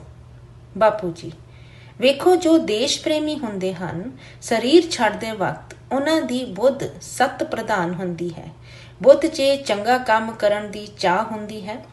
ਤੇ ਬਾਰਡਰ ਤੇ ਜਦੋਂ ਸਥੂਲ ਫੌਜੀ ਲੜਦੇ ਹਨ ਤੇ ਇਸ ਤਰ੍ਹਾਂ ਦੀਆਂ ਹਜ਼ਾਰਾਂ ਆਤਮਾਵਾਂ ਜੋ ਕਿ ਸੂਖਮ ਜਗਤ ਤੇ ਹੁੰਦੀਆਂ ਹਨ, ਸਥੂਲ ਫੌਜੀਆਂ ਦਾ ਸਾਥ ਦਿੰਦੀਆਂ ਹਨ, ਉਹਨਾਂ ਦੀ ਮਦਦ ਕਰਦੀਆਂ ਹਨ। ਇਸ ਤਰ੍ਹਾਂ ਦੋਨੋਂ ਪਾਸੇ ਦੀ ਫੌਜੀਆਂ ਨਾਲ ਹੁੰਦਾ ਹੈ। ਆਮਣੇ ਸਾਹਮਣੇ ਜਦੋਂ ਦੋਨੋਂ ਫੌਜਾਂ ਦੇ ਫੌਜੀ ਲੜਦੇ ਹਨ ਤੇ ਸੂਖਮ ਜਗਤ ਵਾਲੀਆਂ ਹਜ਼ਾਰਾਂ ਆਤਮਾਵਾਂ ਉਹਨਾਂ ਦੇ ਨਾਲ ਹੁੰਦੀਆਂ ਹਨ। ਉਹ ਆਤਮਾਵਾਂ ਮਰਨ ਤੋਂ ਬਾਅਦ ਉੱਥੇ ਬਾਰਡਰ ਤੇ ਸੂਖਮ ਜਗਤ ਤੇ ਰਹਿ ਕੇ ਉਹੀ ਕੰਮ ਕਰਦੀਆਂ ਹਨ ਜੋ ਉਹ ਜੀਵਿਤ ਰਹਿੰਦਿਆਂ ਕਰਦੀਆਂ ਸਨ। ਅਨੰਤ ਬਾਪੂ ਜੀ, ਵਿਸ਼ਵ ਯੁੱਧ 1 ਅਤੇ ਵਿਸ਼ਵ ਯੁੱਧ 2 ਤੇ ਜੋ ਵੀ ਹੋਇਆ ਅੱਜ ਤੋਂ 60-70 ਸਾਲ ਪਹਿਲਾਂ, ਤੇ ਉਹਨਾਂ ਵਿੱਚ ਕਿੰਨੀਆਂ ਆਤਮਾਵਾਂ ਸੂਖਮ ਜਗਤ ਤੇ ਆਈਆਂ, ਕਿੰਨੇ ਲੋਕਾਂ ਦੀ ਮੌਤ ਹੋਈ? ਬਾਪੂ ਜੀ, ਇਸ ਤਰ੍ਹਾਂ ਦੀ ਜੋ ਆਤਮਾਵਾਂ ਭਾਵੇਂ ਵਾਰ ਯਾਨੀ ਲੜਾਈ 'ਚ ਮਰਨ, ਭਾਵੇਂ ਕਿਤੇ ਵੀ ਮਰ ਜਾਣ, ਭਾਵੇਂ ਦੁਰਘਟਨਾ ਤੇ ਮਰਨ, ਇੱਕ ਗੱਲ ਯਾਦ ਰੱਖੋ ਕਿ ਜਿਨ੍ਹਾਂ ਆਤਮਾਵਾਂ ਨੂੰ ਪਰਮਾਤਮਾ ਦਾ ਗਿਆਨ ਨਹੀਂ ਹੈ ਤੇ ਉਸ ਦੇ ਲਾਗੇ ਮਰਨ ਤੋਂ ਬਾਅਦ ਧਰਤੀ ਦੇ ਨੇੜੇ ਵਾਲੀਆਂ ਸੂਖਮ ਜਗਤ ਦੀਆਂ ਆਤਮਾਵਾਂ ਉਸ ਦੇ ਕੋਲ ਰਹਿਣਗੀਆਂ। ਹਮੇਸ਼ਾ ਇੱਕ ਆਮ ਚੀਜ਼ ਵੇਖੋ ਕਿ ਉਹਨੂੰ ਗਿਆਨ ਹੈ। ਗਿਆਨ ਸਭ ਤੋਂ ਪਹਿਲਾ ਵਿਸ਼ਾ ਹੈ। ਜੇਕਰ ਆਤਮਾ ਕੋਲ ਪਰਮਾਤਮਾ ਦੇ ਕੋਲ ਜਾਣ ਦਾ ਗਿਆਨ ਹੈ ਤੇ ਫਿਰ ਉਹ ਮਰਨ ਤੋਂ ਬਾਅਦ ਨਿਰਣਾ ਕਰੇਗੀ ਕਿ ਉਹਨੇ ਕਿੱਧਰ ਜਾਣਾ ਹੈ, ਸਵਰਗ ਜਾਣਾ ਹੈ ਜਾਂ ਵਿਸ਼ਨੂਪੁਰੀ ਜਾਣਾ ਹੈ ਜਾਂ ਵੈਕੁੰਠ ਜਾਣਾ ਹੈ ਜਾਂ ਸ਼ਿਵਪੁਰੀ ਜਾਣਾ ਹੈ ਜਾਂ ਪਰਮਧਾਮ ਜਾਣਾ ਹੈ। ਆਤਮਾ ਕੋਲ ਜਿੰਨਾ ਗਿਆਨ ਹੁੰਦਾ ਹੈ ਉਸੇ ਮੁਤਾਬਿਕ ਉਹ ਨਿਰਣਾ ਕਰਦੀ ਹੈ ਅਤੇ ਉਸੇ ਤਰ੍ਹਾਂ ਦੀ ਉਸਦੀ ਜ਼ਿੰਦਗੀ ਦਾ ਮਕਸਦ ਬਣ ਜਾਂਦਾ ਹੈ। ਫਿਰ ਉਸੇ ਹਿਸਾਬ ਨਾਲ ਉਹ ਕਰਮ ਕਰਦੀ ਹੈ, ਚੰਗੇ ਅਤੇ ਉੱਚੇ ਕਰਮ ਕਰਦੀ ਹੈ। ਹਮੇਸ਼ਾ ਇੱਕ ਗੱਲ ਯਾਦ ਰੱਖੋ ਕਿ ਸ਼ਾਸਤਰਾਂ ਤੇ ਬਹੁਤ ਚੰਗਾ ਸ਼ਬਦ ਲਿਖਿਆ ਹੈ, ਅੰਤਮਤੀ ਸੋਗਤੀ, ਮਤਲਬ ਅੰਤ ਸਮੇਂ ਤੇ ਜਿਸ ਤਰ੍ਹਾਂ ਦੀ ਸੋਚ ਹੁੰਦੀ ਹੈ ਵੈਸੀ ਹੀ ਆਤਮਾ ਦੀ ਗਤ ਹੁੰਦੀ ਹੈ। ਆਤਮਾ ਭਾਵੇਂ ਕਿਸੇ ਫੌਜੀ ਦੀ ਹੋਵੇ ਜਾਂ ਕਿਸੇ ਮਹਾਪਾਪੀ ਦੀ ਜਾਂ ਕੋਈ ਵੀ ਹੋਵੇ, ਮਰਦੇ ਵਕਤ ਉਸ ਦੀ ਬੁੱਧ ਤੇ ਜੋ ਹੁੰਦਾ ਹੈ ਉਸੇ ਹਿਸਾਬ ਨਾਲ ਉਸ ਦੀ ਸਦਗਤ ਜਾਂ ਦੁਰਗਤ ਹੁੰਦੀ ਹੈ।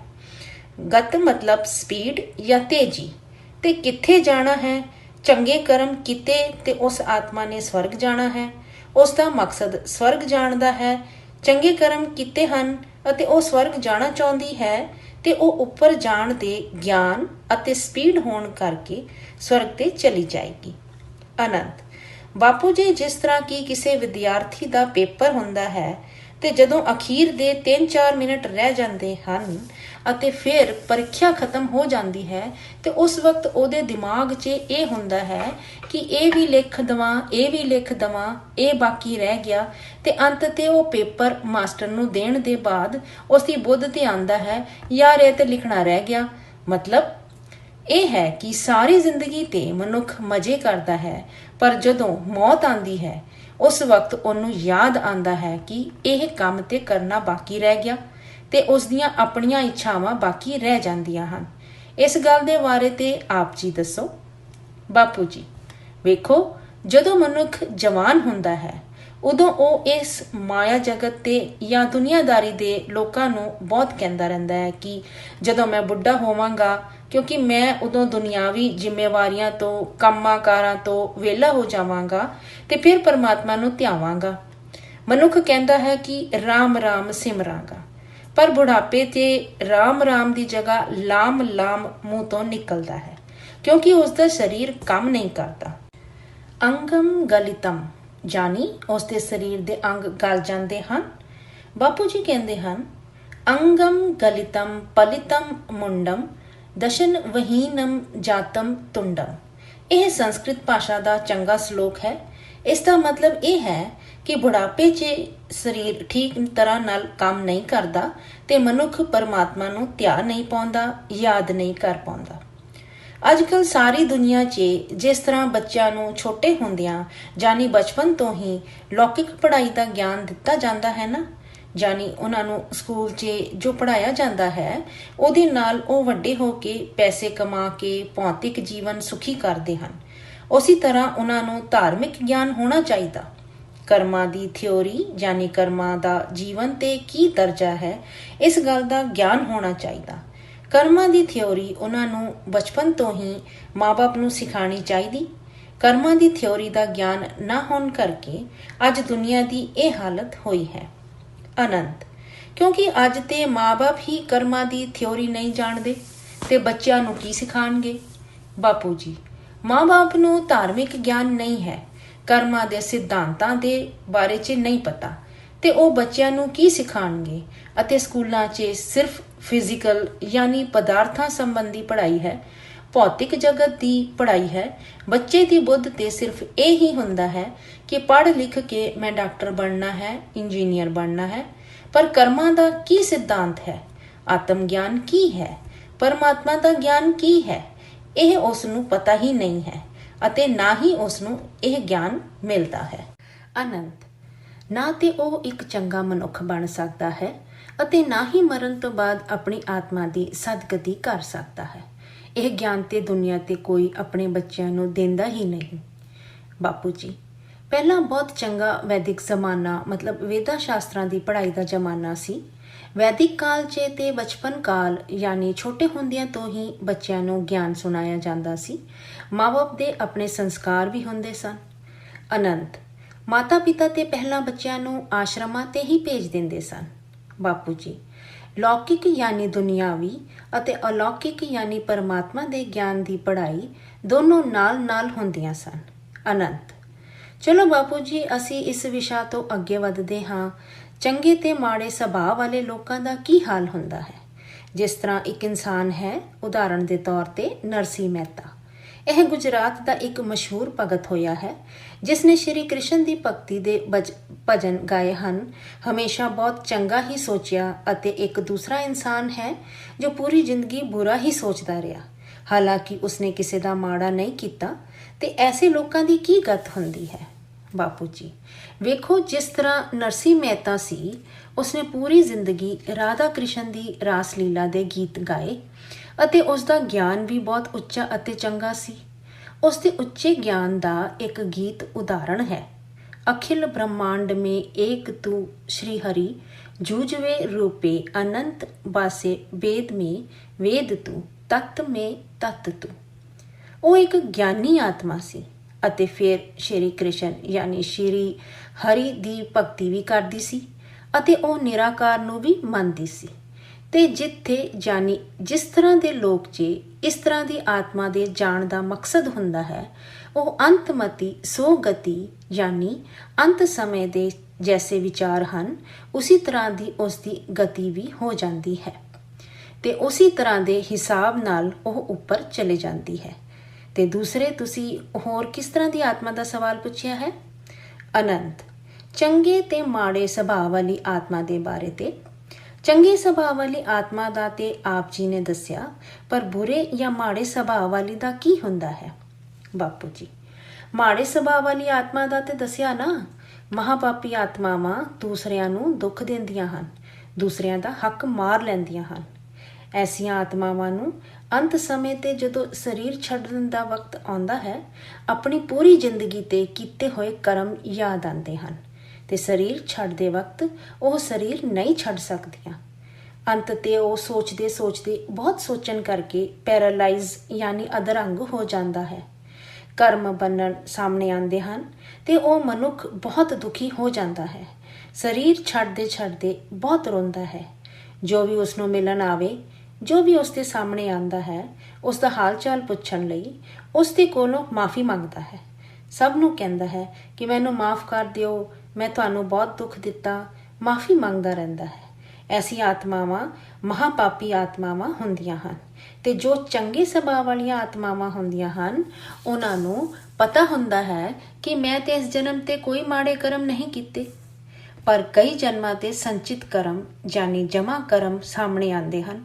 ਕਈ ਵਾਰ ਕਹਿੰਦੇ ਹਨ ਨਾ ਕਿ ਇਸ ਜ਼ਿੰਦਗੀ ਤੇ ਤਾਂ ਇਹਨੇ ਕੋਈ ਪਾਪ ਨਹੀਂ ਕੀਤੇ, ਫਿਰ ਇਹਨੂੰ ਦੁੱਖ ਕਿੱਥੋਂ ਆ ਗਿਆ? ਤੇ ਉਹ ਦੁੱਖ ਦੀ ਵਜ੍ਹਾ ਉਸਦੇ ਪਿਛਲੇ ਜਨਮਾਂ ਦੇ ਜਮ੍ਹਾਂ ਕਰਮ ਹਨ। ਕਈ ਜਨਮਾਂ ਦਾ ਹਿਸਾਬ ਕਿਤਾਬ ਸਾਹਮਣੇ ਆਉਂਦਾ ਹੈ। ਅਨੰਤ ਬਾਪੂ ਜੀ, ਜਿਸ ਤਰ੍ਹਾਂ ਕਿ ਆਪ ਜੀ ਨੇ ਪਹਿਲਾਂ ਵੀ ਦੱਸਿਆ ਹੈ ਕਿ ਜੋ ਆਤਮਾ ਜਦੋਂ ਪਹਿਲਾਂ ਯਾਨੀ ਸ਼ੁਰੂ ਤੇ ਬਣੀ, ਮਤਲਬ ਜਦੋਂ ਰਿਐਲਿਟੀ ਯਾਨੀ ਅਸਲੀਅਤ 'ਚ ਆਤਮਾ ਦਾ ਜਨਮ ਹੋਇਆ, ਸਰੀਰ ਦਾ ਨਹੀਂ ਆਤਮਾ ਦਾ, ਤੇ ਬੇਅੰਤ ਵਕਤ ਤੋਂ, ਜਿਸ ਤਰ੍ਹਾਂ ਕਿ ਆਪ ਜੀ ਨੇ ਦੱਸਿਆ ਹੈ ਕਿ 2 ਕਰੋੜ ਸਾਲ ਤੋਂ ਉਹ ਆਤਮਾ ਧਰਤੀ ਤੇ ਹੀ ਹੈ ਅਤੇ ਜ਼ਿੰਦਗੀ ਤੇ ਮੌਤ ਦੇ ਚੱਕਰ ਲਗਾਉਂਦੇ ਲਗਾਉਂਦੇ ਪਤਾ ਨਹੀਂ ਉਸਦੇ ਹਜ਼ਾਰਾਂ ਜਨਮ ਹੋ ਚੁੱਕੇ ਹਨ। ਜਿਸ ਤਰ੍ਹਾਂ ਕ੍ਰਿਸ਼ਨ ਨੇ ਅਰਜੁਨ ਨੂੰ ਕਿਹਾ ਸੀ ਨਾ, ਮੇਰੇ ਵੀ ਬਹੁਤ ਜਨਮ ਹੋ ਚੁੱਕੇ ਹਨ, ਇਸ ਤਰ੍ਹਾਂ ਤੇਰੇ ਵੀ ਬਹੁਤ ਜਨਮ ਹੋ ਚੁੱਕੇ ਹਨ, ਪਰ ਤੂੰ ਆਪਣੇ ਜਨਮ ਨਹੀਂ ਜਾਣਦਾ, ਪਰ ਮੈਂ ਤੇਰੇ ਜਨਮ ਜਾਣਦਾ ਹਾਂ। ਤੇ ਐਸੀ ਤਰ੍ਹਾਂ ਇਨਸਾਨ ਇੰਨੇ ਜਨਮ ਲੈਂਦਾ ਜਾਂਦਾ ਹੈ। ਜ਼ਿਆਦਾ ਜਨਮ ਲੈਣ ਕਰਕੇ ਉਸਦੀ ਨੈਗੇਟਿਵ ਯਾਨੀ ਨਕਾਰਾਤਮਕ ਸੋਚ ਹੁੰਦੀ ਜਾਂਦੀ ਹੈ ਤੇ ਉਸ ਨੂੰ ਕੁਝ ਗਿਆਨ ਯਾਦ ਨਹੀਂ ਰਹਿੰਦਾ ਤੇ ਬੁਰੇ ਸੁਭਾਅ ਨੂੰ ਹੀ ਉਹ ਆਪਣਾ ਨੈਚੁਰਲ ਯਾਨੀ ਪ੍ਰਕਿਰਤਿਕ ਸੁਭਾਅ ਸਮਝ ਲੈਂਦਾ ਹੈ। ਹਾਲਾਂਕਿ ਪਰਮਾਤਮਾ ਨੇ ਸਭ ਨੂੰ ਬਹੁਤ ਵਧੀਆ ਬਣਾਇਆ ਸੀ, ਪਰ ਚੰਗੇ ਸੁਭਾਅ ਨੂੰ ਉਹਨੇ ਆਪੇ ਹੀ ਛੱਡ ਦਿੱਤਾ ਹੈ। ਉਹ ਨੈਗੇਟਿਵ ਯਾਨੀ ਬੁਰੇ ਵਿਚਾਰਾਂ ਨੂੰ ਹੀ ਫੜ ਕੇ ਤੁਰਦਾ ਰਹਿੰਦਾ ਹੈ ਅਤੇ ਸੋਚਦਾ ਹੈ ਕਿ ਇਹੀ ਮੇਰਾ ਅਸਲੀ ਸਰੂਪ ਹੈ।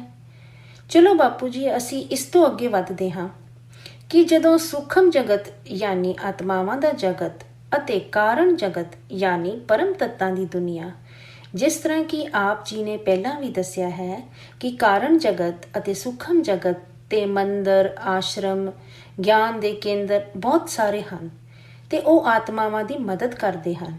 ਤੇ ਇਹਨਾਂ ਜਗ੍ਹਾਵਾਂ ਤੇ ਕਿਹੜੀਆਂ ਆਤਮਾਵਾਂ ਦੀ ਐਂਟਰੀ ਯਾਨੀ ਪ੍ਰਵੇਸ਼ ਹੋ ਸਕਦਾ ਹੈ? ਫਿਰ ਉਸ ਜਗਤ ਤੇ ਸਾਧੂ ਸੰਤਾਂ ਦੀ, ਸਿੱਧਾਂ ਦੀ, ਗੁਰੂਆਂ ਦੀ ਆਤਮਾਵਾਂ ਹੁੰਦੀਆਂ ਹਨ। ਉਹਨਾਂ ਦਾ ਉੱਥੇ ਕੀ ਰੋਲ ਯਾਨੀ ਕੰਮ ਹੁੰਦਾ ਹੈ? ਇਹ ਇੱਕ ਬਹੁਤ ਵੱਡਾ ਸਵਾਲ ਹੈ ਬਾਪੂ ਜੀ।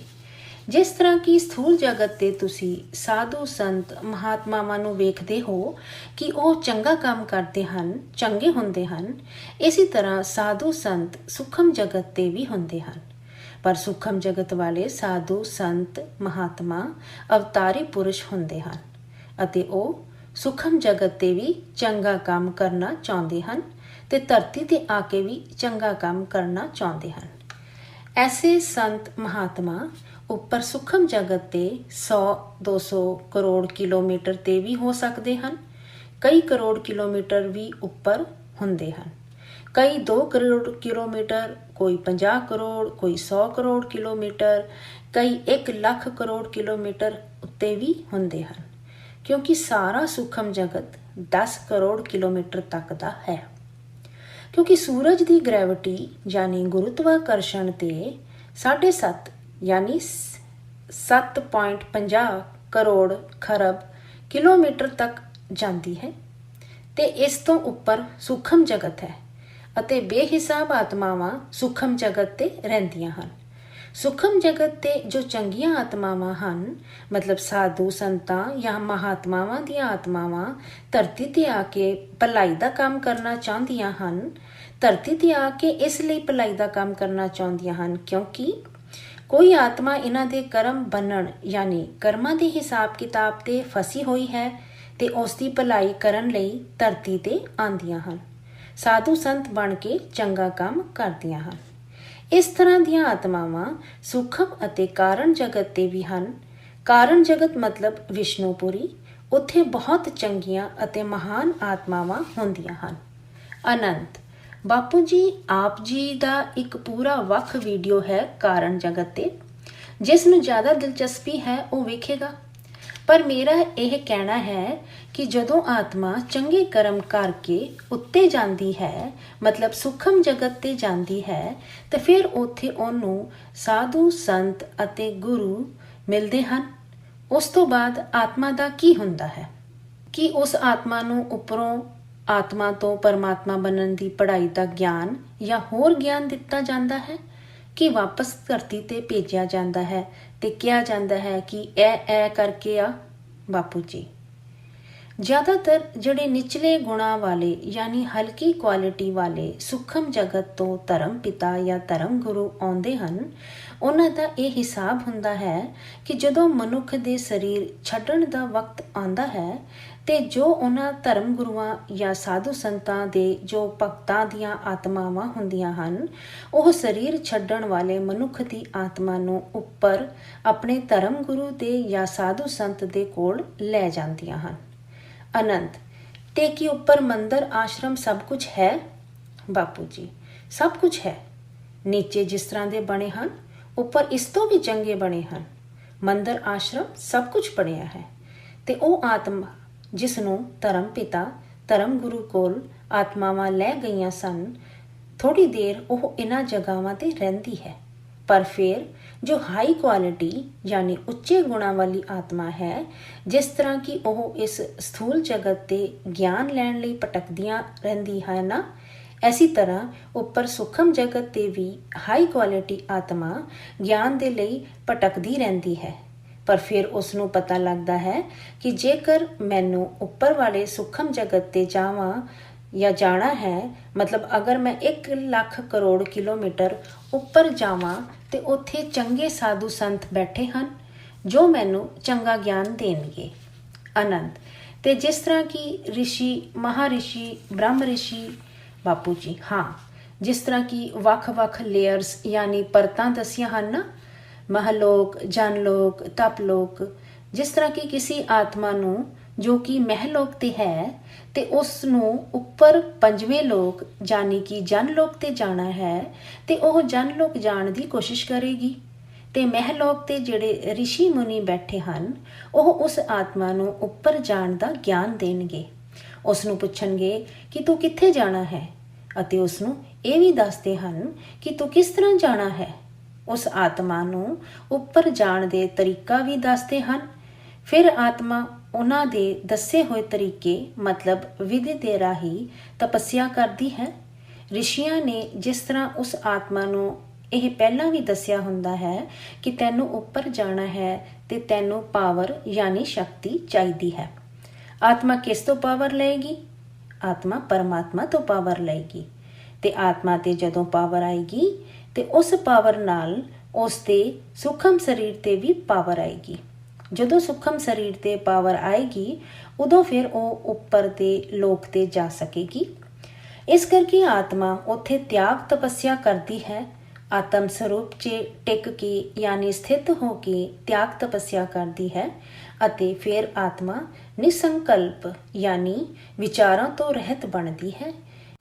ਵਿਚਾਰਾਂ ਤੋਂ ਰਹਿਤ ਬਣਨ ਕਰਕੇ ਉਸ ਦੇ ਆਕਾਸ਼ ਤੱਤ ਤੇ ਪਾਵਰ ਜ਼ਿਆਦਾ ਆਉਂਦੀ ਹੈ ਅਤੇ ਜਦੋਂ ਆਕਾਸ਼ ਤੱਤ ਤੇ ਜ਼ਿਆਦਾ ਪਾਵਰ ਆਉਂਦੀ ਹੈ ਤੇ ਉੱਪਰ ਜਾਣ ਦੀ ਸ਼ਕਤੀ ਜ਼ਿਆਦਾ ਹੁੰਦੀ ਹੈ, ਕਿਉਂਕਿ ਆਕਾਸ਼ ਤੱਤ ਜਿੰਨਾ ਪਾਵਰਫੁਲ ਯਾਨੀ ਸ਼ਕਤੀ ਤੋਂ ਭਰਿਆ ਹੋਏਗਾ, ਉਨੇ ਹੀ ਦੋ ਤੱਤਾਂ ਦੇ ਭਾਰੀਪਨ ਯਾਨੀ ਵਾਯੂ ਅਤੇ ਅਗਨੀ ਤੇ ਭਾਰੀਪਨ ਘੱਟ ਹੁੰਦਾ ਜਾਂਦਾ ਹੈ। ਇਸ ਲਈ ਆਤਮਾ ਨਿਸੰਕਲਪ ਯਾਨੀ ਵਿਚਾਰਾਂ ਤੋਂ ਰਹਿਤ ਹੋ ਕੇ ਆਪਣੇ ਇਸ਼ਟ ਦੇਵ ਦੀ ਸਾਧਨਾ ਜਾਂ ਤਪੱਸਿਆ ਕਰਦੀ ਹੈ। ਆਤਮਾ ਜਿੰਨਾ ਨਿਸੰਕਲਪ ਹੋਏਗੀ, ਉਨੀ ਪਾਵਰ ਜ਼ਿਆਦਾ ਆਏਗੀ। ਅਨੰਤ ਤੇ ਬਾਪੂ ਜੀ, ਆਪ ਜੀ ਦੀ ਗੱਲ ਸੁਣ ਕੇ ਮੈਨੂੰ ਆਪ ਜੀ ਦੀ ਇੱਕ ਹੋਰ ਗੱਲ ਯਾਦ ਆ ਗਈ ਕਿ ਜਿਹੜਾ ਕੰਮ ਉੱਤੇ ਜਾ ਕੇ ਕਰਨਾ ਹੈ, ਉਸੇ ਕੰਮ ਨੂੰ ਅੱਜ ਤੋਂ ਹੁਣੇ ਤੋਂ ਕਿਉਂ ਨਾ ਸ਼ੁਰੂ ਕਰੀਏ? ਬਾਪੂ ਜੀ ਹਾਂ, ਬਿਲਕੁਲ ਸ਼ੁਰੂ ਕਰਨਾ ਚਾਹੀਦਾ। ਜੇਕਰ ਕਿਸੇ ਦਾ ਕੋਈ ਵੀ ਪਾਪ ਨਾ ਰਵੇ ਯਾਨੀ ਸਾਰੇ ਪਾਪਾਂ ਦਾ ਹਿਸਾਬ ਕਿਤਾਬ ਖਤਮ ਹੋ ਜਾਏ, ਉਸ ਦਾ ਇੱਕ ਵੀ ਵਿਕਰਮ ਯਾਨੀ ਮਾੜਾ ਕਰਮ ਨਾ ਰਵੇ ਤੇ ਉਹ ਮਨੁੱਖ ਜਾਂ ਆਤਮਾ ਇੱਥੋਂ ਡਾਇਰੈਕਟ ਯਾਨੀ ਸਿੱਧਾ ਸ਼ਿਵਪੁਰੀ ਜਾਂ ਵਿਸ਼ਨੂਪੁਰੀ ਜਾਂ ਵੈਕੁੰਠ ਜਾ ਸਕਦੀ ਹੈ। ਅਨੰਤ ਤੇ ਇਸ ਦਾ ਮਤਲਬ ਸਿੱਧਾ ਇਹ ਹੈ ਕਿ ਜੋ ਕੰਮ ਉੱਤੇ ਜਾ ਕੇ ਕਰਨਾ ਹੈ, ਉਹ ਨੀਚੇ ਹੀ ਕਰਕੇ ਜਾਓ। ਬਾਪੂ ਜੀ, ਕਰਮਯੋਗੀ ਜੀਵਨ ਯਾਨੀ ਹਮੇਸ਼ਾ ਪਰਮਾਤਮਾ ਦੀ ਯਾਦ ਤੇ ਰਹਿੰਦੇ ਹੋਏ ਆਪਣੇ ਕਰਮ ਕਰਨਾ ਤੇ ਕਰਮਯੋਗੀ ਜੀਵਨ ਬਿਤਾਓ। ਗੀਤਾ ਦਾ ਗਿਆਨ ਪੜ੍ਹੋ, ਆਲਮਾਈਟੀ ਯਾਨੀ ਸਰਵ ਸ਼ਕਤੀਮਾਨ ਪਰਮਾਤਮਾ ਨੂੰ ਜਾਣੋ। ਅਨੰਤ ਇਸ ਵੀਡੀਓ ਦੀ ਸਭ ਤੋਂ ਇੰਪੋਰਟੈਂਟ ਯਾਨੀ ਮਹੱਤਵਪੂਰਨ ਗੱਲ ਇਹ ਹੈ ਕਿ ਇਹਨਾਂ ਚੀਜ਼ਾਂ ਨੂੰ ਇਨਸਾਨ ਸਮਝ ਜਾਏ ਕਿ ਜਿਹੜਾ ਕੰਮ ਉੱਪਰ ਜਾ ਕੇ ਕਰਨਾ ਹੈ, ਯਾਨੀ ਪਰਮਾਤਮਾ ਨੂੰ ਪਾਉਣ ਦਾ ਕੰਮ ਉੱਪਰ ਦੇ ਲੋਕਾਂ ਤੇ ਜਾਣ ਲਈ ਗਿਆਨ, ਤਿਆਗ, ਤਪੱਸਿਆ ਕਰਨੀ ਹੈ। ਮੋਹ, ਤਿਆਗ, ਤਪੱਸਿਆ ਉਹ ਇਸ ਮਨੁੱਖ ਜੀਵਨ ਤੇ ਯਾਨੀ ਸਥੂਲ ਤੱਤਾਂ ਤੇ ਹੀ ਜੇਕਰ ਉਹ ਸ਼ੁਰੂ ਕਰ ਦਿੰਦਾ ਹੈ, ਹੋਮਵਰਕ ਯਾਨੀ ਉੱਤੇ ਦੀ ਤਿਆਰੀ ਇੱਥੋਂ ਹੀ ਕਰਕੇ ਜਾਂਦਾ ਹੈ ਤੇ ਉਸ ਨੂੰ ਉੱਪਰ ਜਾ ਕੇ ਜ਼ਿਆਦਾ ਤਿਆਗ, ਤਪੱਸਿਆ ਕਰਨੀ ਨਹੀਂ ਪਏਗੀ, ਯਾਨੀ ਉਹ ਜਲਦੀ ਆਪਣੇ ਮਕਸਦ ਨੂੰ ਪੂਰਾ ਕਰ ਸਕੇਗਾ। ਬਾਪੂ ਜੀ, ਵੇਖੋ ਗੀਤਾ ਤੇ ਕਿਹਾ ਗਿਆ ਹੈ ਕਿ ਤੁਸੀਂ ਜਿਸ ਨੂੰ ਯਾਦ ਕਰੋਗੇ ਉਸੀ ਨੂੰ ਪ੍ਰਾਪਤ ਕਰੋਗੇ। ਜੇਕਰ ਤੁਸੀਂ ਯਾਨੀ ਮਨੁੱਖ ਸਾਧੂ ਸੰਤਾਂ ਨੂੰ ਯਾਦ ਕਰੇਗਾ ਤੇ ਉੱਪਰ ਦੇ ਲੋਕਾਂ ਤੇ ਵੀ ਸਾਧੂ ਸੰਤ ਬੈਠੇ ਹਨ, ਉਹਨਾਂ ਸਾਧੂ ਸੰਤਾਂ ਤੱਕ ਜਾਏਗਾ। ਜੇਕਰ ਤੁਸੀਂ ਪਰਮਾਤਮਾ ਨੂੰ ਯਾਦ ਕਰੋਗੇ, ਪਰਮਾਤਮਾ ਨੂੰ ਜਾਣੋਗੇ, ਪਰਮਾਤਮਾ ਨੂੰ ਮੰਨੋਗੇ ਤੇ ਤੁਸੀਂ ਪਰਮਾਤਮਾ ਕੋਲ ਪਹੁੰਚ ਜਾਓਗੇ। ਅਨੰਤ ਬਾਪੂ ਜੀ, ਗੀਤਾ ਤੇ ਇਹ ਵੀ ਲਿਖਿਆ ਹੈ ਕਿ ਜੇਕਰ ਤੁਸੀਂ ਆਪਣੇ ਪਿਓ ਦਾਦਿਆਂ ਨੂੰ ਯਾਦ ਕਰੋਗੇ ਤੇ ਉਹਨਾਂ ਦੇ ਕੋਲ ਜਾਓਗੇ। ਬਾਪੂ ਜੀ, ਤੇ ਪਿਓ ਦਾਦੇ ਕਿੱਥੇ ਰਹਿੰਦੇ ਹਨ? ਜਿਸ ਤਰ੍ਹਾਂ ਕਿ ਪਹਿਲਾਂ ਦੱਸਿਆ ਹੈ ਨਾ, ਉੱਤੇ ਸੁਖਮ ਜਗਤ ਤੇ।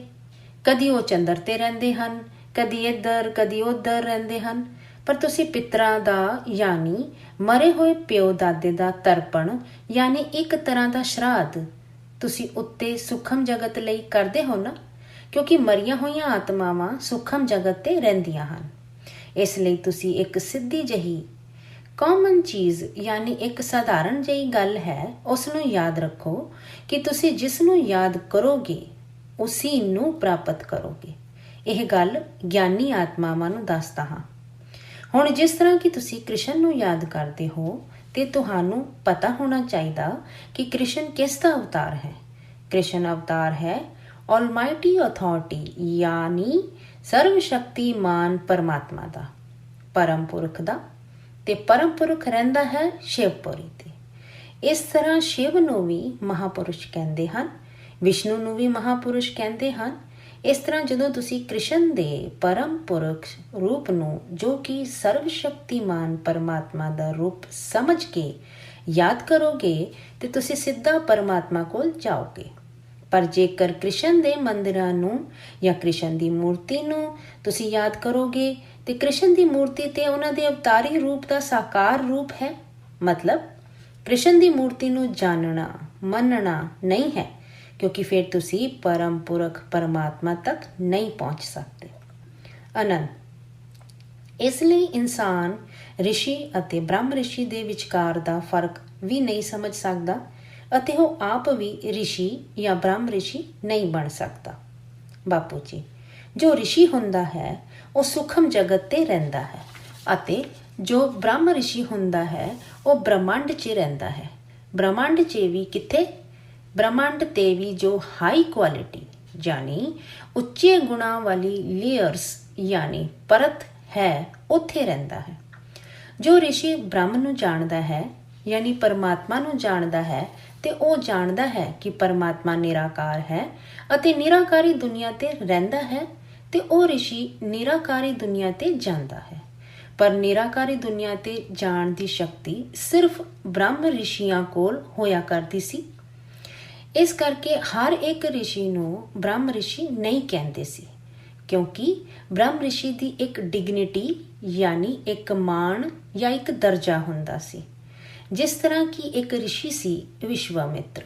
ਵਿਸ਼ਵਾਮਿਤਰ ਨੂੰ ਬ੍ਰਹਮ ਰਿਸ਼ੀ ਦਾ ਅਹੁਦਾ ਯਾਨੀ ਪਦ ਨਹੀਂ ਮਿਲਿਆ ਸੀ, ਕਈ ਜਨਮਾਂ ਤੱਕ ਨਹੀਂ ਮਿਲਿਆ। ਕਈ ਜਨਮ ਉਸਨੇ ਤਪੱਸਿਆ ਕੀਤੀ ਬ੍ਰਹਮ ਰਿਸ਼ੀ ਬਣਨ ਲਈ, ਤਾਂ ਵੀ ਨਹੀਂ ਮਿਲਿਆ, ਕਿਉਂਕਿ ਉਸ ਦੇ ਅੰਦਰ ਹੰਕਾਰ ਸੀ। ਉਹ ਤ੍ਰਿਸ਼ੰਕੂ ਜਿਸ ਤਰ੍ਹਾਂ ਦੀ ਹਾਲਤ ਕਰ ਦਿੰਦਾ ਸੀ। ਤ੍ਰਿਸ਼ੰਕੂ ਦੀ ਕਥਾ ਦੇ ਹਿਸਾਬ ਨਾਲ ਇੱਕ ਰਾਜਾ ਸੀ, ਉਸ ਦਾ ਵਿਸ਼ਵਾਮਿਤਰ ਗੁਰੂ ਸੀ, ਤੇ ਉਸਨੇ ਰਾਜਾ ਨੂੰ ਕਿਹਾ ਕਿ ਮੈਂ ਤੈਨੂੰ ਸਵਰਗ ਸਰੀਰ ਯਾਨੀ ਦੇਹ ਦੇ ਨਾਲ ਭੇਜਾਂਗਾ, ਪਰ ਕੋਈ ਵੀ ਇਸ ਸਰੀਰ ਦੇ ਨਾਲ ਉੱਪਰ ਦੇ ਲੋਕਾਂ ਤੇ ਭਾਵੇਂ ਸਵਰਗ ਹੋਵੇ ਜਾਂ ਕੋਈ ਵੀ ਲੋਕ ਹੋਵੇ ਨਹੀਂ ਜਾਇਆ ਜਾ ਸਕਦਾ, ਕਿਉਂਕਿ ਇਹ ਇੱਕ ਨੈਚੁਰਲ ਲਾਅ ਯਾਨੀ ਇੱਕ ਕੁਦਰਤੀ ਕਾਨੂੰਨ ਹੈ। ਜੋ ਕੁਦਰਤੀ ਕਾਨੂੰਨ ਯਾਨੀ ਨੈਚੁਰਲ ਲਾਅ ਹੁੰਦਾ ਹੈ ਉਹ ਇੱਕ ਯੂਨੀਵਰਸਲ ਲਾਅ ਯਾਨੀ ਸਰਵ ਵਿਆਪੀ ਕਾਨੂੰਨ ਹੁੰਦਾ ਹੈ। ਜੋ ਕੋਈ ਵੀ ਕੁਦਰਤੀ ਕਾਨੂੰਨ ਦੇ ਖਿਲਾਫ ਕੰਮ ਕਰੇਗਾ ਉਸ ਨੂੰ ਬ੍ਰਹਮ ਰਿਸ਼ੀ ਦਾ ਅਹੁਦਾ ਨਹੀਂ ਮਿਲੇਗਾ। ਜੋ ਬ੍ਰਹਮ ਨੂੰ ਜਾਣਦਾ ਹੈ ਯਾਨੀ ਪਰਮਾਤਮਾ ਨੂੰ ਜਾਣਦਾ ਹੈ, ਉਹ ਬ੍ਰਾਹਮਣ ਹੈ। ਬ੍ਰਹਮ ਦਾ ਮਤਲਬ ਅਵਿਨਾਸੀ ਬ੍ਰਹਮ ਨੂੰ ਜਾਣਦਾ ਹੈ। ਨਿਰਾਕਾਰੀ ਯਾਨੀ ਆਕਾਰ ਤੋਂ ਰਹਿਤ ਬ੍ਰਹਮ ਨੂੰ ਜਾਣਦਾ ਹੈ। ਜੋਤਿਰਲਿੰਗ ਨੂੰ ਜਾਣਦਾ ਹੈ ਯਾਨੀ ਪਰਮ ਪ੍ਰਕਾਸ਼ ਨੂੰ, ਜੋ ਕਿ ਪਰਮ ਪਿਤਾ ਪਰਮਾਤਮਾ ਦਾ ਨਿਰਾਕਾਰੀ ਰੂਪ ਹੈ, ਉਸ ਨੂੰ ਜਾਣਦਾ ਹੈ। ਜੋਤਿਰਲਿੰਗ ਦੀ ਪੂਜਾ ਕਰਦਾ ਹੈ। ਅਵਿਨਾਸੀ ਬ੍ਰਹਮ ਦੀ ਯਾਨੀ ਕਦੀ ਵੀ ਨਾਸ਼ ਨਾ ਹੋਣ ਵਾਲੇ ਬ੍ਰਹਮ ਨੂੰ ਯਾਦ ਕਰਦਾ ਹੈ, ਧਿਆਉਂਦਾ ਹੈ। ਉਸ ਬ੍ਰਹਮ ਨੂੰ ਯਾਦ ਕਰਦਾ ਹੈ ਜੋ ਪਰਮ ਧਾਮ 'ਚ ਰਹਿੰਦਾ ਹੈ, ਅਤੇ ਜੋ ਰਿਸ਼ੀ ਸਿੱਧਾ ਪਰਮ ਧਾਮ 'ਚ ਚਲਾ ਜਾਂਦਾ ਹੈ, ਉਸ ਨੂੰ ਕੋਈ ਰੋਕ ਨਹੀਂ ਸਕਦਾ। ਐਸੀ ਆਤਮਾ ਦੀ ਯਾਨੀ ਬ੍ਰਹਮ ਰਿਸ਼ੀ ਦੀ ਪਰਮ ਧਾਮ ਜਾਣ ਦੀ ਨਿਰਾਕਾਰੀ ਅਵਸਥਾ 'ਤੇ ਬਹੁਤ ਸਪੀਡ ਯਾਨੀ ਗਤੀ ਹੁੰਦੀ ਹੈ। ਜੋ ਬ੍ਰਹਮ ਰਿਸ਼ੀ ਹੁੰਦਾ ਹੈ, ਉਸ ਨੂੰ ਬ੍ਰਹਮ ਦਾ ਪਤਾ ਹੁੰਦਾ ਹੈ, ਯਾਨੀ ਉਹ ਬ੍ਰਹਮ ਨੂੰ ਜਾਣਦਾ ਹੈ। ਉਹਨੂੰ ਪਤਾ ਹੁੰਦਾ ਹੈ ਕਿ ਬ੍ਰਹਮ ਪਰਮ ਧਾਮ 'ਤੇ ਰਹਿੰਦਾ ਹੈ, ਤੇ ਉਹ ਡਾਇਰੈਕਟ ਯਾਨੀ ਸਿੱਧਾ ਪਰਮ ਧਾਮ 'ਤੇ ਨਿਰਾਕਾਰ ਜੋਤਿਰਲਿੰਗ ਯਾਨੀ ਨਿਰਾਕਾਰੀ ਪਰਮ ਪਿਤਾ ਪਰਮਾਤਮਾ ਕੋਲ ਜਾ ਸਕਦਾ ਹੈ। ਸ਼ਿਵਲਿੰਗ ਨਹੀਂ, ਜੋਤਿਰਲਿੰਗ ਕੋਲ ਯਾਨੀ ਨਿਰਾਕਾਰ ਪਰਮ ਪ੍ਰਕਾਸ਼ ਪਰਮਾਤਮਾ ਕੋਲ ਜਾ ਸਕਦਾ ਹੈ। ਜੋਤਿਰਲਿੰਗ ਅਤੇ ਸ਼ਿਵਲਿੰਗ ਦੇ ਵਿੱਚ ਬਹੁਤ ਫਰਕ ਹੁੰਦਾ ਹੈ। ਅਨੰਤ ਬਾਪੂ ਜੀ ਆਪ ਜੀ ਦਾ ਇਸ ਬਾਰੇ 'ਚ ਇੱਕ ਵੱਖਰਾ ਵੀਡੀਓ ਹੈ, ਪਰ ਬਾਪੂ ਜੀ ਅਸੀਂ ਇਸ ਬਾਰੇ 'ਚ ਗੱਲ ਕਰਾਂਗੇ ਕਿ ਜੋ ਮੈਂ ਆਪ ਜੀ ਨੂੰ ਪੁੱਛਿਆ ਸੀ ਕਿ ਜੋ ਆਤਮਾ ਉੱਤੇ ਜਾਂਦੀ ਹੈ ਤੇ ਉਸ ਦਾ ਕੀ ਹੁੰਦਾ ਹੈ। ਜੋ ਆਪ ਜੀ ਨੇ ਦੱਸਿਆ ਕਿ ਜੋ ਆਤਮਾ ਉੱਤੇ ਜਾਂਦੀ ਹੈ ਉਹ ਆਪਣੇ ਸੂਖਮ ਸਰੀਰ ਦੇ ਹਿਸਾਬ ਨਾਲ ਉਨੇ ਹੀ ਲੈਵਲ ਯਾਨੀ ਸਤਰ ਤੱਕ ਉੱਤੇ ਜਾ ਸਕਦੀ ਹੈ ਜਿੰਨੀ ਉਸਦੀ ਤਿਆਗ ਤਪੱਸਿਆ ਹੈ ਜਾਂ ਕਰਮਾਂ ਦਾ ਹਿਸਾਬ ਕਿਤਾਬ ਹੈ। ਉਸ ਦੇ ਉੱਪਰ ਦੇ ਲੈਵਲ 'ਤੇ ਨਹੀਂ ਜਾ ਸਕਦੀ, ਤੇ ਪਹਿਲਾਂ ਉਹਨੂੰ ਰਿਸ਼ੀ ਮਿਲਣਗੇ, ਬਾਅਦ 'ਚ ਯਾਨੀ ਤਿਆਗ ਤਪੱਸਿਆ ਕਰਨ ਤੋਂ ਬਾਅਦ ਅੱਗੇ ਬ੍ਰਹਮ ਰਿਸ਼ੀ ਮਿਲਣਗੇ। ਪਰ ਮੇਨ ਯਾਨੀ ਮੁੱਖ ਕਹਾਣੀ ਇਹ ਸੀ ਕਿ ਉੱਪਰ ਜਾਣ ਤੋਂ ਪਹਿਲਾਂ ਯਾਨੀ ਸੂਖਮ ਲੋਕ 'ਤੇ ਜਾਣ ਤੋਂ ਪਹਿਲਾਂ ਜੇਕਰ ਆਤਮਾ ਇੱਥੇ ਹੀ ਇਸ ਲੈਸਨ ਯਾਨੀ ਸਬਕ ਦੀ ਤਿਆਰੀ ਨਾਲ ਜਾਏ ਕਿ ਉੱਤੇ ਕੀ ਹੋਣ ਵਾਲਾ ਹੈ ਮੇਰੇ ਨਾਲ, ਆਪਣੀ ਆਤਮਾ ਦੇ ਜੀਵਨ ਦਾ ਕਾਰਨ ਅਗਰ ਉਹ ਸਮਝ ਜਾਏ ਯਾਨੀ ਆਪਣਾ ਮਕਸਦ ਸਮਝ ਜਾਏ, ਤੇ ਉਹ ਹੁਣੇ ਤੋਂ ਹੀ ਯਾਨੀ ਇਸੇ ਸਥੂਲ ਲੋਕ 'ਤੇ ਹੀ ਆਪਣਾ ਕੰਮ ਕਰਨਾ ਯਾਨੀ ਪਰਮਾਤਮਾ ਨੂੰ ਯਾਦ ਕਰਨਾ ਸ਼ੁਰੂ ਕਰ ਦੇਵੇ, ਤੇ ਉੱਪਰ ਜਾ ਕੇ ਉਹਨੂੰ ਬਹੁਤ ਆਸਾਨੀ ਹੋਏਗੀ ਆਤਮਾ ਤੋਂ ਪਰਮਾਤਮਾ ਬਣਨ 'ਤੇ, ਸ਼ਿਵਤਵ ਪ੍ਰਾਪਤ ਕਰਨ 'ਤੇ ਯਾਨੀ ਖੁਦ ਸ਼ਿਵ ਦੀ ਤਰ੍ਹਾਂ ਪਰਮਾਤਮਾ ਬਣਨ 'ਤੇ। ਜਿਸ ਤਰ੍ਹਾਂ ਕਿ ਆਪ ਜੀ ਨੇ ਦੱਸਿਆ ਹੈ ਕਿ ਉਹ ਆਤਮਾ ਬ੍ਰਹਮ ਰਿਸ਼ੀ ਤੋਂ ਵੀ ਉੱਪਰ ਜਾ ਸਕਦੀ ਹੈ। ਉਹ ਸਿੱਧਾ ਸ਼ਿਵ ਪਦ ਯਾਨੀ ਸ਼ਿਵ ਪਰਮਾਤਮਾ ਵੀ ਬਣ ਸਕਦੀ ਹੈ। ਉਹ ਪਰਮ ਪਰਮ ਪਰਮ ਮਹਾਸ਼ਿਵ ਤੱਕ ਵੀ ਜਾ ਸਕਦੀ ਹੈ। ਇਹ ਬਹੁਤ ਡੂੰਘੀ ਗੱਲ ਤੁਸੀਂ ਦੱਸੀ ਸੀ, ਪਰ ਮੇਰੇ ਕੋਲ ਕੁਝ ਬੇਸਿਕ ਸਵਾਲ ਹਨ। ਦੂਸਰਾ ਸਵਾਲ ਹੈ ਕਿ ਆਕਾਸ਼ਿਕ ਰਿਕਾਰਡ ਯਾਨੀ ਆਕਾਸ਼ ਤੱਤ ਦਾ ਰਿਕਾਰਡ ਜੋ ਕਿ ਕਲੈਕਟਿਵ ਬੈਂਕ ਹੈ, ਯਾਨੀ ਜਿੱਥੇ ਸਾਰੀਆਂ ਚੀਜ਼ਾਂ ਗਿਆਨ ਆਦਿ ਦਾ ਬੈਂਕ ਦੀ ਤਰ੍ਹਾਂ ਜਮ੍ਹਾਂ ਖਾਤਾ ਹੁੰਦਾ ਹੈ, ਅਤੇ ਜਿਸ ਦੇ ਅੰਦਰ ਪੂਰੀ ਦੁਨੀਆ ਦੀ ਆਤਮਾਵਾਂ ਦੇ ਕਰਮ ਰਿਕਾਰਡ ਹੁੰਦੇ ਹਨ, ਉਸ ਦੇ ਬਾਰੇ 'ਚ ਆਪ ਜੀ ਕੁਝ ਦੱਸੋ। ਬਾਪੂ ਜੀ, ਜਿਸ ਤਰ੍ਹਾਂ ਕਿ ਤੁਸੀਂ ਬੋਲਦੇ ਹੋ ਤੇ ਵਾਯੂ ਤੱਤ 'ਤੇ ਵੀ ਰਿਕਾਰਡ ਹੋ ਜਾਂਦਾ ਹੈ ਨਾ, ਤੁਹਾਡੇ ਲਾਗੇ ਸ਼ਾਗੇ ਦੇ ਵਾਯੂ ਤੱਤ 'ਤੇ ਇੱਕ ਸੈੱਲ ਯਾਨੀ ਕਣ 'ਚ ਹਰ ਚੀਜ਼ ਦਾ ਰਿਕਾਰਡ ਹੈ, ਸਾਰੀ ਦੁਨੀਆ ਦਾ ਰਿਕਾਰਡ ਹੈ।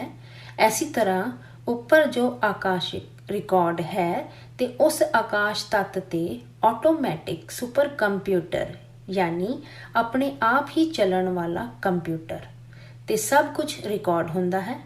ਪਰ ਆਕਾਸ਼ ਤੱਤ ਵੀ ਸੁਪਰ ਕੰਪਿਊਟਰ ਹੀ ਹੈ। ਅਨੰਤ ਬਾਪੂ ਜੀ, ਜਿਸ ਤਰ੍ਹਾਂ ਕਿ ਮੈਂ ਜਾਂ ਕੋਈ ਵੀ ਕੁਝ ਵੀ ਬੋਲਦਾ ਹੈ ਤੇ ਉਹ ਸ਼ਬਦ ਜਾਂ ਕੋਈ ਵੀ ਚੀਜ਼ ਉਸ ਦੇ ਲਾਗੇ ਲਾਗੇ ਦੇ ਵਾਤਾਵਰਣ 'ਤੇ ਰਿਕਾਰਡ ਹੋ ਜਾਂਦੀ ਹੈ। ਇਸ ਤਰ੍ਹਾਂ ਦੇ ਕਈ ਉਦਾਹਰਣ ਅਸੀਂ ਟੀਵੀ 'ਤੇ ਵੇਖੇ ਅਤੇ ਸੁਣੇ ਹੋਏ ਹਨ। ਕੋਈ ਰਿਸ਼ੀ ਕਿਸੇ ਦਰਖਤ ਜਾਂ ਪੇੜ ਦੇ ਨੀਚੇ ਤਪ ਕਰਦਾ ਹੈ ਤੇ ਉਸ ਦਰਖਤ ਦੇ ਅੰਦਰ ਇੰਨੀ ਸ਼ਕਤੀ ਜਾਂ ਜ਼ਮੀਨ ਦੇ ਅੰਦਰ ਇੰਨੀ ਸ਼ਕਤੀ ਆ ਜਾਂਦੀ ਹੈ ਕਿ ਜ਼ਮੀਨ ਤੋਂ ਪਾਣੀ ਨਿਕਲਣ ਲੱਗ ਪੈਂਦਾ ਹੈ, ਜਾਂ ਇਸ ਤਰ੍ਹਾਂ ਦੀਆਂ ਬਹੁਤ ਸਾਰੀਆਂ ਚੀਜ਼ਾਂ ਹੋਣ ਲੱਗ ਪੈਂਦੀਆਂ ਹਨ। ਇਸ ਦਾ ਮਤਲਬ ਉਸ ਦੀ ਸ਼ਕਤੀ ਵੀ ਰਿਕਾਰਡ ਹੋ ਗਈ ਉਸ ਵਾਤਾਵਰਣ 'ਚ। ਬਾਪੂ ਜੀ ਵੇਖੋ, ਕੋਈ ਵੀ ਰਿਸ਼ੀ ਮੁਨੀ ਕਿਸੇ ਵੀ ਜਗ੍ਹਾ ਤੇ ਤਪੱਸਿਆ ਕਰਦਾ ਹੈ ਨਾ, ਯਾਨੀ ਜਿੱਥੇ ਵੀ ਤਪੱਸਿਆ ਕਰਦਾ ਹੈ ਤੇ ਉਸ ਜਗ੍ਹਾ ਤੇ ਲਾਗੇ ਤੋਂ ਤੁਹਾਨੂੰ ਪਰਮ ਤੱਤਾਂ ਦਾ ਯਾਨੀ ਉਸ ਰਿਸ਼ੀ ਦੀ ਸ਼ਕਤੀ ਦਾ ਅਹਿਸਾਸ ਹੋਏਗਾ। ਜਿਸ ਤਰ੍ਹਾਂ ਕਿ 50-100 ਮੀਟਰ ਦੀ ਰੇਂਜ ਯਾਨੀ ਸੀਮਾ ਤੱਕ ਪਰਮ ਤੱਤ ਹੁੰਦੇ ਹਨ। ਜਿਸ ਤਰ੍ਹਾਂ ਕਿ ਕੋਈ ਦਰਖਤ ਹੈ ਤੇ ਦਰਖਤ ਦੇ ਅੰਦਰ ਵੀ ਪਰਮ ਤੱਤ ਜਾਂਦੇ ਹਨ। ਜੇ ਜ਼ਮੀਨ ਹੈ ਤਾਂ ਜ਼ਮੀਨ ਦੇ ਅੰਦਰ ਕਣ-ਕਣ ਤੇ ਪਰਮ ਤੱਤ ਜਾਂਦੇ ਹਨ, ਕਿਉਂਕਿ ਜ਼ਮੀਨ ਦੇ ਅੰਦਰ ਵੀ ਆਕਾਸ਼ ਤੱਤ ਹੈ, ਕਿਉਂਕਿ ਜ਼ਮੀਨ ਵੀ ਇੱਕ ਤੱਤ ਹੈ ਨਾ, ਤੇ ਉਸ ਦੇ ਅੰਦਰ ਵੀ ਪਰਮ ਤੱਤ ਦੀ ਕੁਝ ਮਾਤਰਾ ਜਾਂਦੀ ਹੈ। ਤੇ ਜੇਕਰ ਤੁਸੀਂ ਲੱਖਾਂ ਸਾਲਾਂ ਬਾਅਦ ਵੀ ਉੱਥੇ ਜਾ ਕੇ ਥੋੜਾ ਜਿਹਾ ਵੀ ਯੋਗ ਲਗਾਓਗੇ, ਮਤਲਬ ਪਰਮਾਤਮਾ ਦਾ ਧਿਆਨ ਕਰੋਗੇ, ਤੇ ਤੁਹਾਨੂੰ ਉਸ ਰਿਸ਼ੀ ਦੀ ਯਾਨੀ ਜਿਸ ਰਿਸ਼ੀ ਨੇ ਉਸ ਜਗ੍ਹਾ ਤੇ ਤਪੱਸਿਆ ਕੀਤੀ ਸੀ ਦੀ ਸ਼ਕਤੀ ਦਾ ਅਹਿਸਾਸ ਹੋਏਗਾ। ਆਨੰਦ ਇਸ ਲਈ ਕਈ ਜਗ੍ਹਾ ਬਹੁਤ ਖਾਸ ਹੁੰਦੀ ਹੈ। ਬਾਪੂ ਜੀ ਲੱਖਾਂ ਸਾਲਾਂ ਬਾਅਦ ਵੀ ਉੱਥੇ ਪਰਮ ਤੱਤਾਂ ਦੀ ਮਾਤਰਾ ਰਹਿੰਦੀ ਹੈ। ਜੇ ਹਵਾ ਆਏਗੀ ਤੇ ਹਵਾ ਦਾ ਝੋਂਕਾ ਆਪਣੇ ਨਾਲ ਪਰਮ ਤੱਤ ਲੈ ਜਾਏਗਾ, ਪਰ ਜੋ ਜ਼ਮੀਨ ਦੇ ਅੰਦਰ 50 ਮੀਟਰ ਤੱਕ ਜੋ ਪਰਮ ਤੱਤ ਹਨ ਉਹਨਾਂ ਦਾ ਰਿਕਾਰਡ ਤੇ ਰਹਿੰਦਾ ਹੀ ਹੈ, ਲੱਖਾਂ ਸਾਲਾਂ ਤੱਕ ਰਹਿੰਦਾ ਹੈ। ਆਨੰਦ ਤੇ ਜੋ ਇਨਸਾਨ ਸੋਚੇ ਕਿ ਮੈਂ ਪਾਪ ਕਰ ਰਿਹਾ ਹਾਂ ਪਰ ਮੈਨੂੰ ਕੋਈ ਨਹੀਂ ਵੇਖ ਰਿਹਾ ਹੈ, ਤੇ ਕੀ ਉਹ ਇਸ ਪਾਪ ਤੋਂ ਨਿਕਲ ਸਕਦਾ ਹੈ? ਮਤਲਬ ਇਹ ਉਸਦੀ ਇਹ ਸੋਚ ਕਿ ਮੈਨੂੰ ਕੋਈ ਨਹੀਂ ਵੇਖ ਰਿਹਾ, ਅਤੇ ਦੂਸਰਾ ਉਹ ਪਾਪ ਜੋ ਉਹ ਕਰ ਰਿਹਾ ਹੈ, ਕਿਉਂਕਿ ਦੋਨੋਂ ਹੀ ਉੱਪਰ ਆਕਾਸ਼ੀय ਰਿਕਾਰਡ ਤੇ ਰਿਕਾਰਡ ਹੋ ਰਹੇ ਹਨ, ਤੇ ਕੀ ਉਹ ਇਸ ਪਾਪ ਤੋਂ ਨਿਕਲ ਸਕੇਗਾ?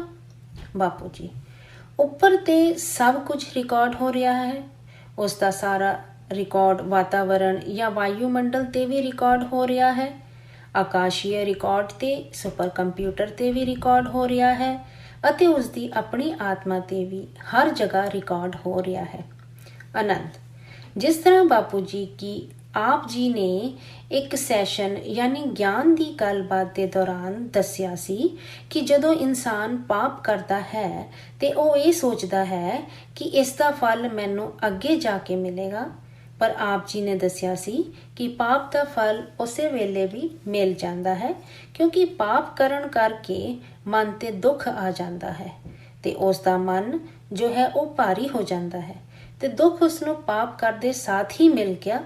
ਭਾਰੀ ਮਨ ਦੇ ਦੁੱਖ ਦਾ ਮਤਲਬ ਜਿਸ ਤਰ੍ਹਾਂ ਕਿ ਆਪ ਜੀ ਨੇ ਦੱਸਿਆ ਸੀ ਕਿ ਦੁੱਖ ਜਾਂ ਸੁੱਖ ਪਹਿਲਾਂ ਮਨ ਤੇ ਆਂਦਾ ਹੈ, ਮਤਲਬ ਬੁਰਾ ਕਰਮ ਕੀਤਾ ਜਾਨੀ ਵਿਕਰਮ ਕੀਤਾ ਅਤੇ ਉਸੇ ਵਕਤ ਸਜ਼ਾ ਮਿਲ ਗਈ।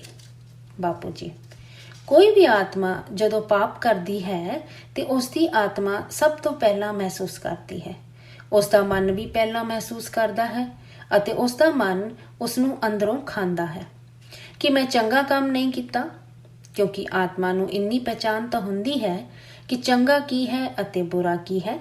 ਉਸ ਦੇ ਮਨ ਦੇ ਅੰਦਰ ਬੁੱਧ 'ਚ ਇੰਨੀ ਜਜਮੈਂਟ ਪਾਵਰ ਯਾਨੀ ਚੰਗੇ ਮਾੜੇ ਦਾ ਫੈਸਲਾ ਕਰਨ ਦੀ ਸ਼ਕਤੀ ਤਾਂ ਹੈ।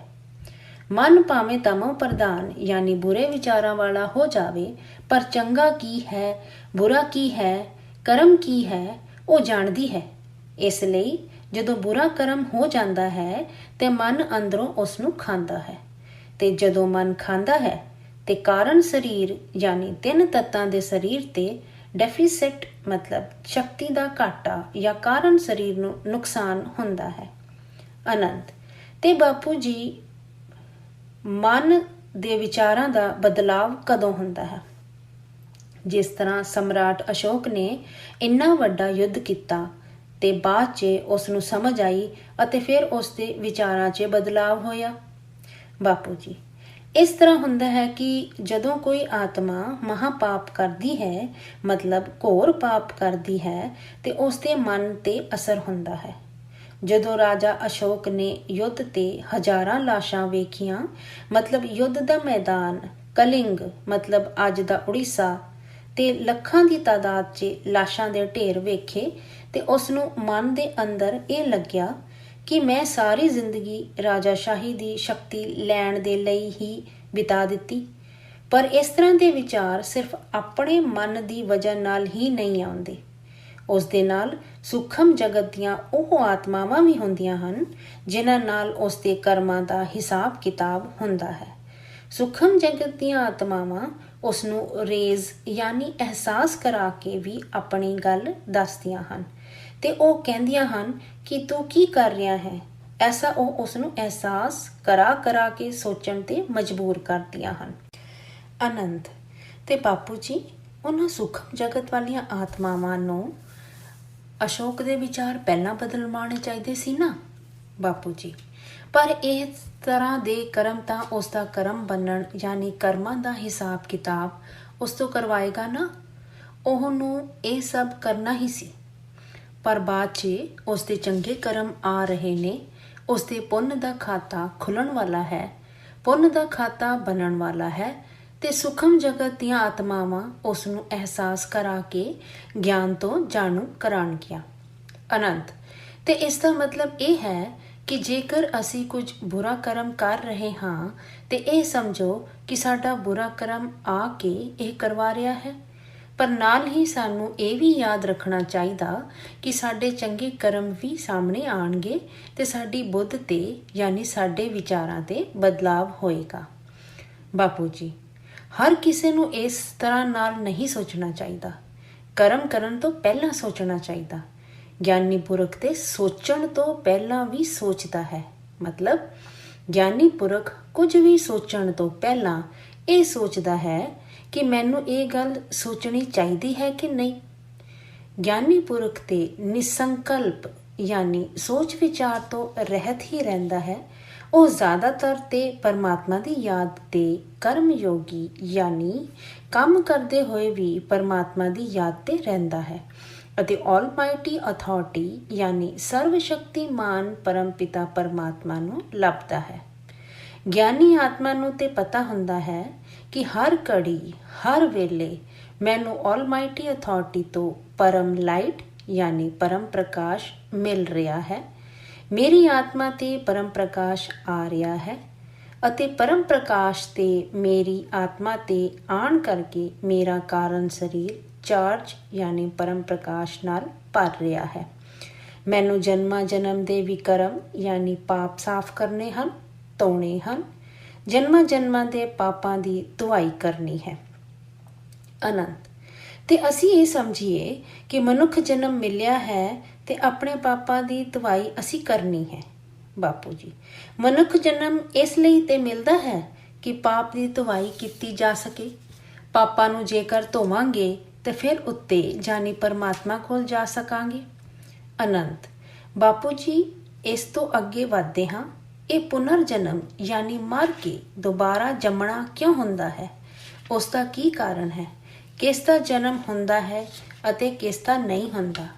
ਕੌਣ ਡਿਸਾਈਡ ਯਾਨੀ ਤੈਅ ਕਰਦਾ ਹੈ ਕਿ ਤੂੰ ਅੰਬਾਨੀ ਦੇ ਘਰ ਜੰਮਣਾ ਹੈ ਜਾਂ ਗਰੀਬ ਦੇ ਘਰ ਤੇ ਜੰਮਣਾ ਹੈ? ਕੌਣ ਤੈਅ ਕਰਦਾ ਹੈ ਕਿ ਤੂੰ ਮੇਲ ਯਾਨੀ ਪੁਰਸ਼ ਬਣੇਗਾ ਜਾਂ ਫੀਮੇਲ ਯਾਨੀ ਇਸਤਰੀ ਬਣੇਗਾ? ਕਿਹੜਾ ਸਰੀਰ ਤੈਨੂੰ ਮਿਲੇਗਾ? ਇਹ ਕੌਣ ਡਿਸਾਈਡ ਕਰਦਾ ਹੈ? ਬਾਪੂ ਜੀ ਪਹਿਲੇ ਜ਼ਮਾਨੇ ਤੇ ਉੱਪਰ ਚਿੱਤਰਗੁਪਤ ਬੈਠਦਾ ਸੀ, ਯਾਨੀ ਪਹਿਲਾਂ ਇਹ ਮੰਨਿਆ ਜਾਂਦਾ ਸੀ ਕਿ ਮਰਨ ਤੋਂ ਬਾਅਦ ਜਦੋਂ ਆਤਮਾ ਉੱਪਰ ਜਾਂਦੀ ਹੈ ਤੇ ਉੱਪਰ ਇੱਕ ਚਿੱਤਰਗੁਪਤ ਨਾਮ ਦਾ ਆਤਮਾਵਾਂ ਦੇ ਕਰਮਾਂ ਦਾ ਹਿਸਾਬ ਕਿਤਾਬ ਰੱਖਣ ਵਾਲਾ ਇੱਕ ਤਰ੍ਹਾਂ ਦਾ ਦੇਵਤਾ ਬੈਠਦਾ ਹੈ ਤੇ ਉਹ ਆਤਮਾਵਾਂ ਦੇ ਕਰਮਾਂ ਦਾ ਹਿਸਾਬ ਕਿਤਾਬ ਵੇਖ ਕੇ ਫੈਸਲਾ ਕਰਦਾ ਹੈ ਕਿ ਉਹ ਸਵਰਗ ਤੇ ਜਾਏਗੀ ਜਾਂ ਨਰਕ ਤੇ। ਪਰ ਇਹ ਗੱਲ ਹੁਣ ਬਹੁਤ ਪੁਰਾਣੀ ਹੋ ਗਈ ਹੈ। ਬਦਲਾਵ ਹਮੇਸ਼ਾ ਹੁੰਦਾ ਰਹਿੰਦਾ ਹੈ, ਪਰ ਹੁਣ ਆਤਮਾ ਦੇ ਅੰਦਰ ਹਰ ਚੀਜ਼ ਰਿਕਾਰਡ ਹੁੰਦੀ ਹੈ।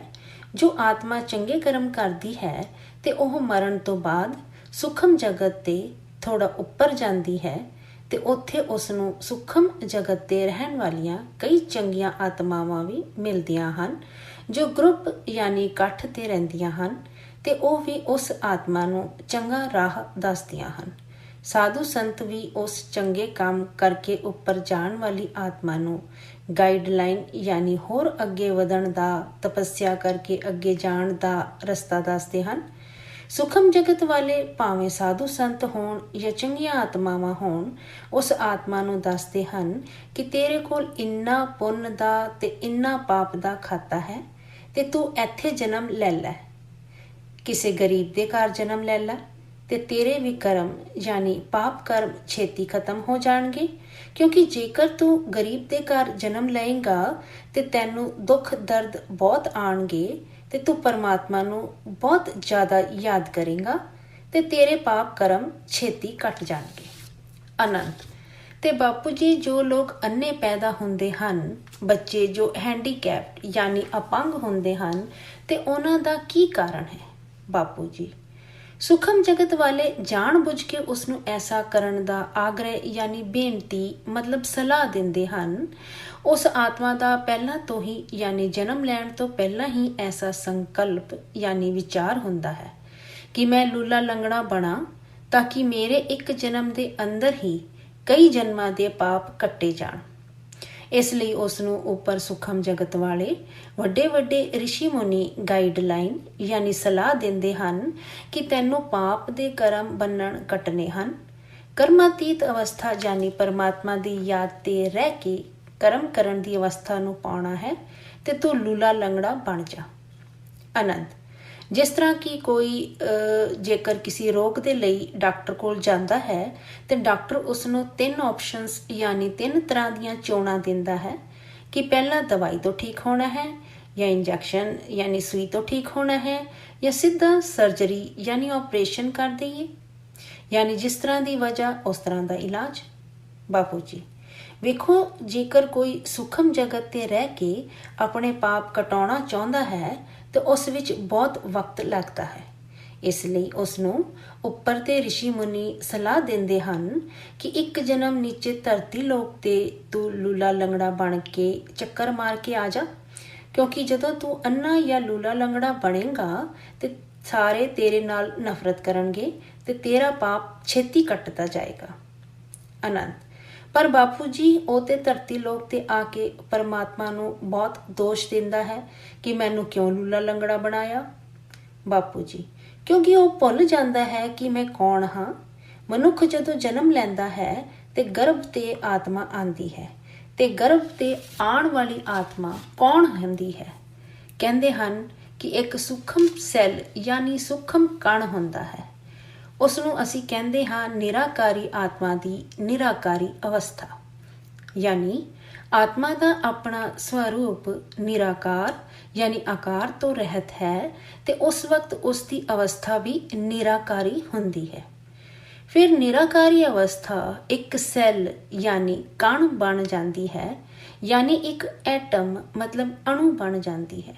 ਫਿਰ ਜਦੋਂ 3 ਜਾਂ 4 ਮਹੀਨੇ ਦਾ ਗਰਭ ਹੁੰਦਾ ਹੈ ਤੇ ਹੌਲੀ ਹੌਲੀ ਉਸ ਦਾ ਸਰੀਰ ਬਣਦਾ ਜਾਂਦਾ ਹੈ ਅਤੇ ਜਦੋਂ 5-6 ਮਹੀਨੇ ਦੀ ਆਤਮਾ ਹੁੰਦੀ ਹੈ ਉਦੋਂ ਤੱਕ ਉਸ ਨੂੰ ਅਹਿਸਾਸ ਜਾਂ ਸਭ ਕੁਝ ਜੋ ਸੂਖਮ ਜਗਤ ਤੇ ਹੋਇਆ ਸੀ ਉਹ ਯਾਦ ਹੁੰਦਾ ਹੈ। ਪਰ ਜਦੋਂ ਉਹ ਜਨਮ ਲੈ ਲੈਂਦੀ ਹੈ ਤੇ ਹੌਲੀ ਹੌਲੀ ਆਪਣੇ ਪਿਛਲੇ ਜਨਮ ਦਾ ਜਾਂ ਸੂਖਮ ਜਗਤ ਦੀ ਯਾਦ ਨੂੰ ਭੁੱਲ ਜਾਂਦੀ ਹੈ। ਆਨੰਦ, ਬਾਪੂ ਜੀ, ਮੇਰਾ ਇੱਕ ਸਵਾਲ ਹੋਰ ਹੈ। ਆਪ ਜੀ ਉਸ ਦੇ ਬਾਰੇ ਤੇ ਦੱਸੋ। ਜਿਸ ਤਰ੍ਹਾਂ ਮੈਂ ਆਪ ਜੀ ਤੋਂ ਪਹਿਲਾਂ ਵੀ ਇਹ ਸੁਣਿਆ ਸੀ ਕਿ ਜਦੋਂ ਆਤਮਾ ਜਾਂ ਸੂਖਮ ਸਰੀਰ ਦੇ ਅੰਦਰ ਇੰਨੀ ਡੈਫੀਸਿਟ ਯਾਨੀ ਨੁਕਸਾਨ ਹੋ ਜਾਂਦਾ ਹੈ, ਉਸ ਦੇ ਜਨਮ ਲੈਣ ਤੋਂ ਪਹਿਲਾਂ ਹੀ ਉਸ ਦਾ ਸੂਖਮ ਸਰੀਰ ਖਰਾਬ ਹੋ ਜਾਂਦਾ ਹੈ। ਜਿਸ ਤਰ੍ਹਾਂ ਉਸ ਦੀ ਅੱਖ ਜਾਂ ਪੈਰ ਅਪੰਗ ਸਥੂਲ ਸਰੀਰ ਤੇ ਜਨਮ ਤੋਂ ਹੀ ਹੋਣ, ਉਸ ਦੇ ਜਨਮ ਲੈਣ ਤੋਂ ਪਹਿਲਾਂ ਉਸ ਦੇ ਸੂਖਮ ਸਰੀਰ ਦੇ ਪੈਰ ਜਾਂ ਅੱਖ ਅਪੰਗ ਹੋ ਜਾਂਦੇ ਹਨ। ਅਸਲੀਅਤ ਤੇ ਜਦੋਂ ਉਸ ਆਤਮਾ ਨੂੰ ਪੁਨਰ ਜਨਮ ਜਾਂ ਦੁਬਾਰਾ ਜਨਮ ਲੈਣ ਲਈ ਭੇਜਿਆ ਜਾਂਦਾ ਹੈ ਧਰਤੀ ਤੇ ਉਸ ਦੇ ਸੂਖਮ ਸਰੀਰ ਦੇ ਹਿਸਾਬ ਨਾਲ ਹੀ ਉਸ ਦਾ ਸਥੂਲ ਸਰੀਰ ਬਣਨਾ ਸ਼ੁਰੂ ਹੁੰਦਾ ਹੈ। ਜਿਸ ਤਰ੍ਹਾਂ ਕਿ ਕੋਈ ਬੱਚਾ ਅੰਨਾ ਹੈ ਤੇ ਉਸ ਦੇ ਸੂਖਮ ਸਰੀਰ ਦੀਆਂ ਅੱਖਾਂ ਪਹਿਲਾਂ ਖਰਾਬ ਹੁੰਦੀਆਂ ਹਨ।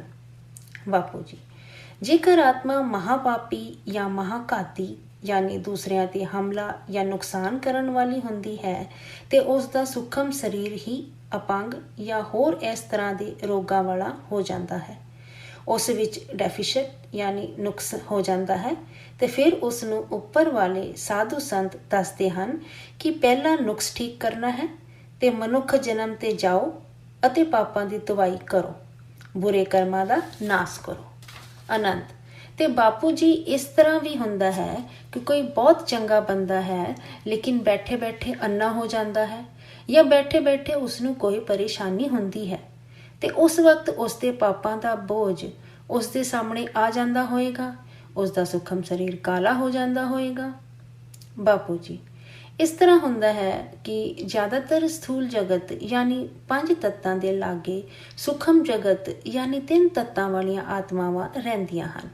ਕਹਿੰਦੇ ਹਨ ਨਾ ਕਿ ਬੈਠੇ ਬੈਠੇ ਅੰਨਾ ਹੋ ਗਿਆ, ਉਸਦੇ ਸੂਖਮ ਸਰੀਰ ਤੇ ਤਾਂ ਪਹਿਲਾਂ ਤੋਂ ਹੀ ਡੈਫੀਸੈਟ ਯਾਨੀ ਨੁਕਸ ਸੀ, ਪਰ ਜਦੋਂ ਕਰਮ ਬੰਨਣ ਯਾਨੀ ਕਰਮਾਂ ਦਾ ਹਿਸਾਬ ਕਿਤਾਬ ਸਾਹਮਣੇ ਆਉਂਦਾ ਹੈ ਤੇ ਬੈਠੇ ਬੈਠੇ ਅੰਨਾ ਜਾਂ ਹੋਰ ਕੋਈ ਵੀ ਰੋਗ ਹੋ ਜਾਂਦਾ ਹੈ। ਭਾਵੇਂ ਉਸਦੇ ਅੰਦਰ ਸ਼ੂਗਰ ਹੋਵੇ, BP ਹੋਵੇ, ਕੋਈ ਨਾ ਕੋਈ ਨੁਕਸ ਉਸਦੇ ਸੂਖਮ ਸਰੀਰ ਤੇ ਹੁੰਦਾ ਹੈ ਤੇ ਉਸਦਾ ਔਰਾ ਵੀ ਹੌਲੀ ਹੌਲੀ ਸ਼ਕਤੀ ਤੋਂ ਰਹਿਤ ਵਾਲਾ ਹੁੰਦਾ ਜਾਂਦਾ ਹੈ। ਅਤੇ ਜੇਕਰ ਸੂਖਮ ਜਗਤ ਵਾਲੀਆਂ ਆਤਮਾਵਾਂ ਉਸ ਨੂੰ ਅੰਨਾ ਬਣਾਉਣਾ ਚਾਹੁੰਦੀਆਂ ਹਨ ਤੇ ਬਣਾ ਸਕਦੀਆਂ ਹਨ। ਜ਼ਿਆਦਾਤਰ ਹਰ ਕਿਸੇ ਇੱਕ ਮਨੁੱਖ ਆਤਮਾ ਦੇ ਨਾਲ ਘੱਟ ਤੋਂ ਘੱਟ ਇੱਕ ਸੂਖਮ ਜਗਤ ਵਾਲੀ ਆਤਮਾ ਹੁੰਦੀ ਹੈ। ਬਾਪੂ ਜੀ ਕਹਿੰਦੇ ਹਨ ਕਿ ਮੈਂ ਤੇ ਇਹੀ ਮਹਿਸੂਸ ਕਰਦਾ ਹਾਂ। ਆਨੰਦ ਬਾਪੂ ਜੀ ਆਪ ਜੀ ਦੇ ਇਹ ਗੱਲ ਠੀਕ ਹੈ। ਮੈਂ ਇੱਕ ਸੁਪਰੀਮੋ ਮਾਸਟਰ ਕਰਕੇ ਕਿਸੇ ਨੂੰ ਸਰਚ ਯਾਨੀ ਲੱਭਿਆ ਸੀ। ਉਸਨੇ ਵੀ ਇਹ ਦੱਸਿਆ ਸੀ ਕਿ ਹਰ ਇਨਸਾਨ ਕੋਲ 4 ਐਂਜਲ ਯਾਨੀ ਫਰਿਸ਼ਤੇ ਹਨ। ਬਾਪੂ ਜੀ 4 ਨਹੀਂ, ਘੱਟ ਤੋਂ ਘੱਟ ਇੱਕ ਹੁੰਦਾ ਹੈ। ਅਨੰਤ ਬ੍ਰਹਮਾ ਕੁਮਾਰੀ ਮਤਲਬ ਇੱਕ ਅਧਿਆਤਮਿਕ ਸੰਸਥਾ ਦਾ ਨਾਂ ਹੈ। ਦੀ ਬਾਣੀ ਯਾਨੀ ਮਹਾਵਾਕ ਤੇ ਵੀ ਦੱਸਿਆ ਹੈ ਕਿ ਅੰਤ ਸਮੇਂ ਤੇ ਇੱਕ ਬੰਦੇ ਦੇ ਨਾਲ 14 ਆਤਮਾਵਾਂ ਹੋਣਗੀਆਂ। ਬਾਪੂ ਜੀ ਆਤਮਾਵਾਂ ਨਹੀਂ ਹੋਣਗੀਆਂ, ਪ੍ਰਵੇਸ਼ ਕਰਨਗੀਆਂ ਭਗਵਾਨ ਨੂੰ ਵੇਖਣ ਦੇ ਲਈ। ਅੰਤ ਸਮੇਂ ਤੇ ਜਦੋਂ ਭਗਵਾਨ ਪ੍ਰਤੱਖ ਹੋਏਗਾ ਤੇ ਉਦੋਂ ਉਹਨੂੰ ਵੇਖਣ ਦੇ ਲਈ ਇੱਕ ਸਰੀਰ ਤੇ 14 ਭੂਤ ਜਾਂ ਆਤਮਾਵਾਂ ਪ੍ਰਵੇਸ਼ ਕਰਨਗੀਆਂ। ਅਨੰਤ ਓਕੇ ਬਾਪੂ ਜੀ, ਹੁਣ ਇਸ ਵੀਡੀਓ ਨੂੰ ਇੱਥੇ ਹੀ ਰੋਕਣਾ ਚਾਹਾਂਗਾ। ਅਸੀਂ ਇਸ ਦਾ ਦੂਸਰਾ ਪਾਰਟ ਯਾਨੀ ਭਾਗ 2 ਤਿਆਰ ਕਰਾਂਗੇ ਜਿਸ ਦੇ ਅੰਦਰ ਬਾਕੀ ਦੇ ਸਵਾਲ ਲਵਾਂਗੇ। ਬਾਪੂ ਜੀ ਆਪ ਜੀ ਦਾ ਬਹੁਤ ਬਹੁਤ ਧੰਨਵਾਦ। परम शांति। बेहद की परम शांति सोचो, बोलो परम शांति। Join us daily for live meditation, 10 p.m. to 11 p.m. on YouTube Live. Subscribe now. Website www.paramshanti.org. Email us anant@paramshanti.org. Like, share, subscribe. Join today. बेहद की परम शांति सो